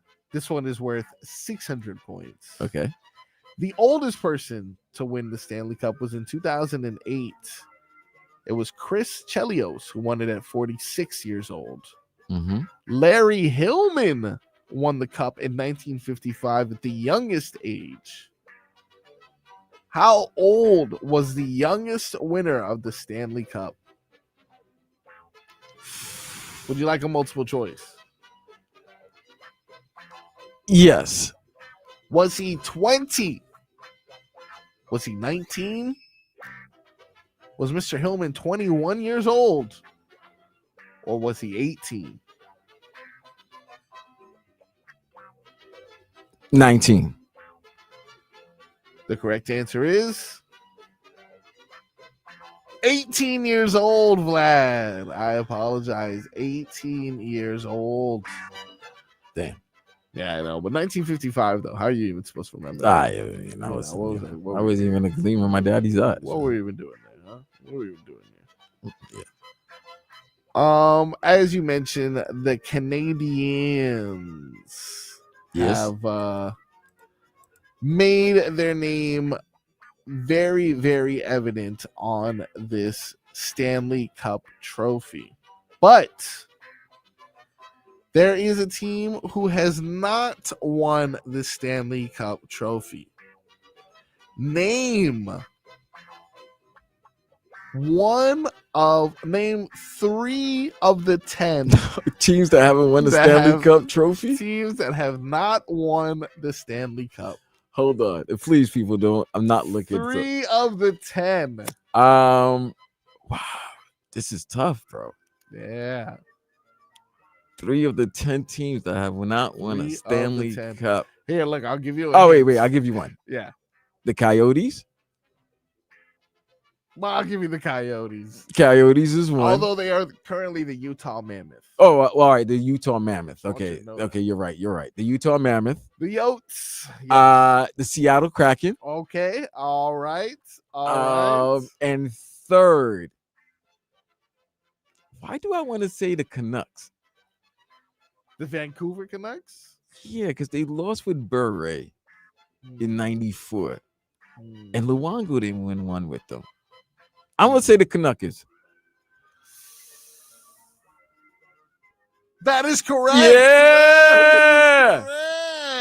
Correct. I'll tell you what. Of the other teams, Buffalo Sabres, Ottawa Senators, San Jose Sharks, Nashville Predators, Minnesota Wild, Winnipeg Jets, Columbus Blue Jackets, Seattle Kraken, and the Utah Mammoth. Yo, you know what's funny? It shouldn't be that difficult, but I wasn't even thinking about those teams. I'm thinking about like all the, okay, what's the recent expansion team? Yeah. And then I'm like, I know there's got to be a team that hasn't won in Canada. Yeah. And the one that I didn't think of, I should have thought it was Losing Peg, but it was, it was Winnipeg. All okay, right. let's continue. The Florida Panthers' first Stanley Cup run occurred in the 1995 and 1996 season. Yeah. Reaching the Stanley Cup. They got swept by Colorado. Yes. And this was in their third season. Mm-hmm. But on the way to the Cup, what are the 3 teams? Oh my God, you think the 3 teams that the Florida Panthers defeated? I know the Penguins is one of them. That is correct. Holy cow. Who are the other 2? Jeez, I'm not looking, so don't type in the chat.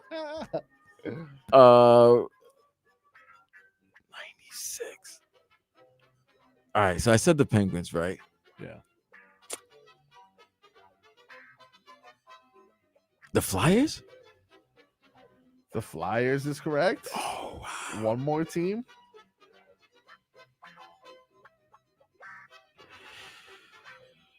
New Jerusalem?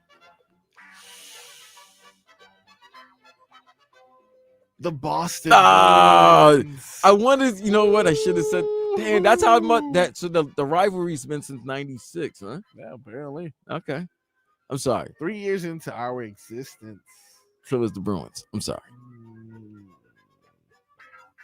That's impressive though that you were able to remember the Flyers and you were able to remember the Penguins. I remember the Penguins one. I know that. I remember that. That was because I was big beating the Penguins. The Flyers, I remember at that time was big because Lindros, but I couldn't remember the other team. I forgot that the Bruins were actually decent at that time. So I thought it might have been the Devils because the Devils might have been coming off their Stanley Cup finals. The only thing I know from hockey back then is like, oh, the Devils are good. Yeah, the Devils were really good at that time with their neutral zone traps and all that stupidness. Yeah. You've fared pretty decent. Are you you want to go for one more question? I'm here. We got time.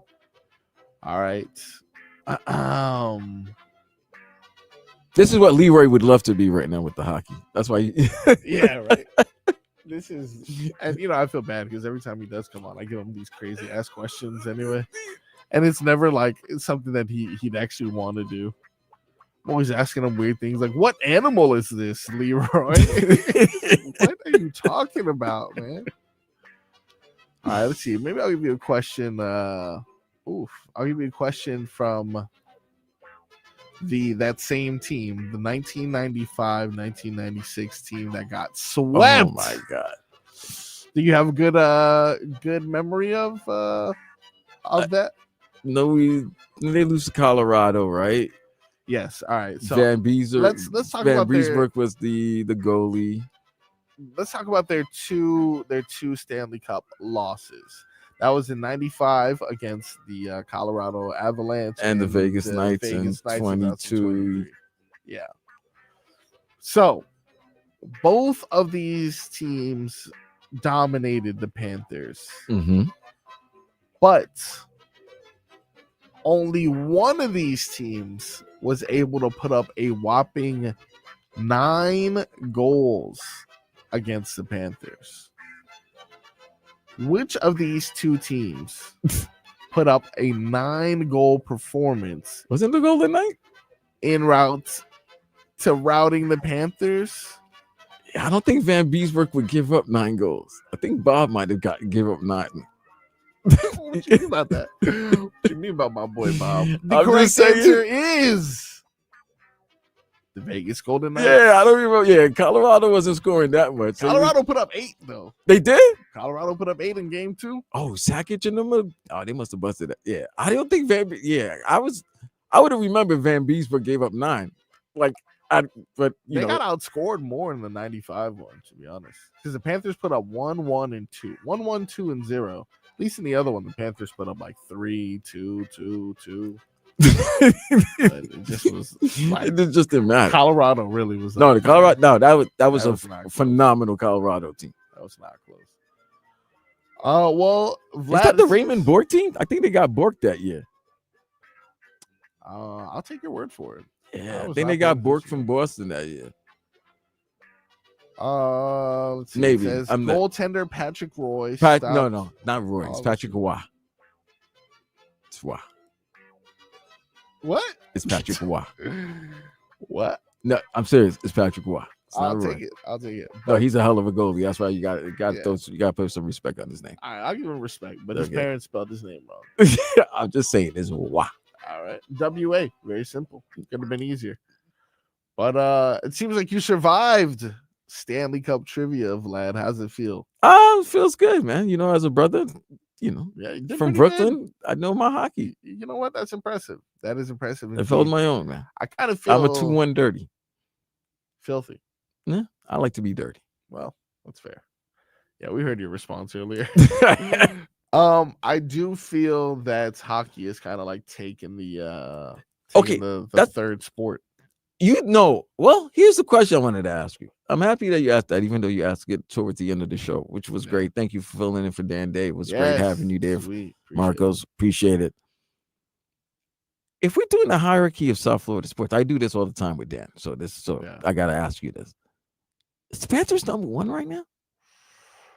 Yeah, you know why? Because you were about to say they third, and I'm like, I don't know if they're 3, buddy. I think No, they're no, number no. 1. Panthers specifically are number 1. The sport. Hockey in general. I Oh, think, is, the, like, not taking the sport. over, so. Yeah, the sport's still number But yeah, no, I think they're number 1 for the reason that if you know Miami, you know South Florida. There's we're very fickle. We're very flashy. We love to be anyone who comes here. You know, everyone wants to be like, oh, hey, I'm in Miami. Blah blah blah blah blah. We love winners, dude. You win, Yeah, we'll but find a way to support. Kenson made a great point. It's hard to beat football. So look, hockey might be. That's true. Is hockey number 2 over the basketball? That's the number 1 question. You're right, Kenson. Football is always going to be king. Yeah. We all know that. Yeah. But as the number 2 team in South Florida right now, Yeah. is it the Miami Heat or is it the Florida Panthers? I think Is the it the Panthers. 3 titles Yeah. or is it the 3 consecutive Stanley Cup runs? Ooh. It's over basketball. Kenton said it. I think it's over. I think it's over basketball. I think the Panthers have taken over as the number 2 team in South Florida, bro. I think you're right. I think you're 100% right. And they deserve it. Bill Zito deserves it. He deserves it. And we deserve it, baby. Monday, Panthers, Edmonton, Amarant Bank, Jays on ice. I'll be there. Tonight, UFC 316. Tomorrow, Stone Cold Steve Austin better be there today. I mean, it's 316. They have 316. TKO. And where'd you say it was? It's in Jersey. Okay, never mind. I think it's in Newark. I don't think he's gonna go to Jersey. Why not? He sold out Jersey before. He sold out. He sold out everywhere. Yeah. I'm just saying with TKO, UFC, WWE, Yeah. 316, it'd be, That'd be cool. you get some eyes. Oh, Money in the Bank is tonight too. Wow, who you got? Liv Morgan. I love Liv. Love But Liv. you know who I got? I got Roxanne Perez Oh, okay. for the women's, and I have Roxanne. who do I have in the men to win? John Cena. No, he's actually wrestling with your boy Logan. Paul. Logan. Yeah, they tag teaming Come against on, bro. the Cody. Jey Uso and Cody. Jay, yeah. Yeah. I'm gonna go with LA Knight winning for the men. LA Knights. Yeah. I'm gonna go with Joe Hendry. If he was there, I would have selected. By the way, I love Joe Hendry. He's pretty good. Yeah, dude, come on, the guy who I believe in Joe Henry. Boom, boom. That's it, man. What kind of analysis can you can't get that anywhere else? No, man. Hey, we're gonna have a post-show meeting. Yeah, post-show meeting. Thank you for having me, Vlad. Thank you for coming, man. This has been the Sports Day pause. This has been the Sports Oh my Day God, the major pause. for, Hey, yo, what Frog did I Boy just say? filling in for Dan Day. Hey, yo. Thank you guys. I appreciate you. We will talk to you next time.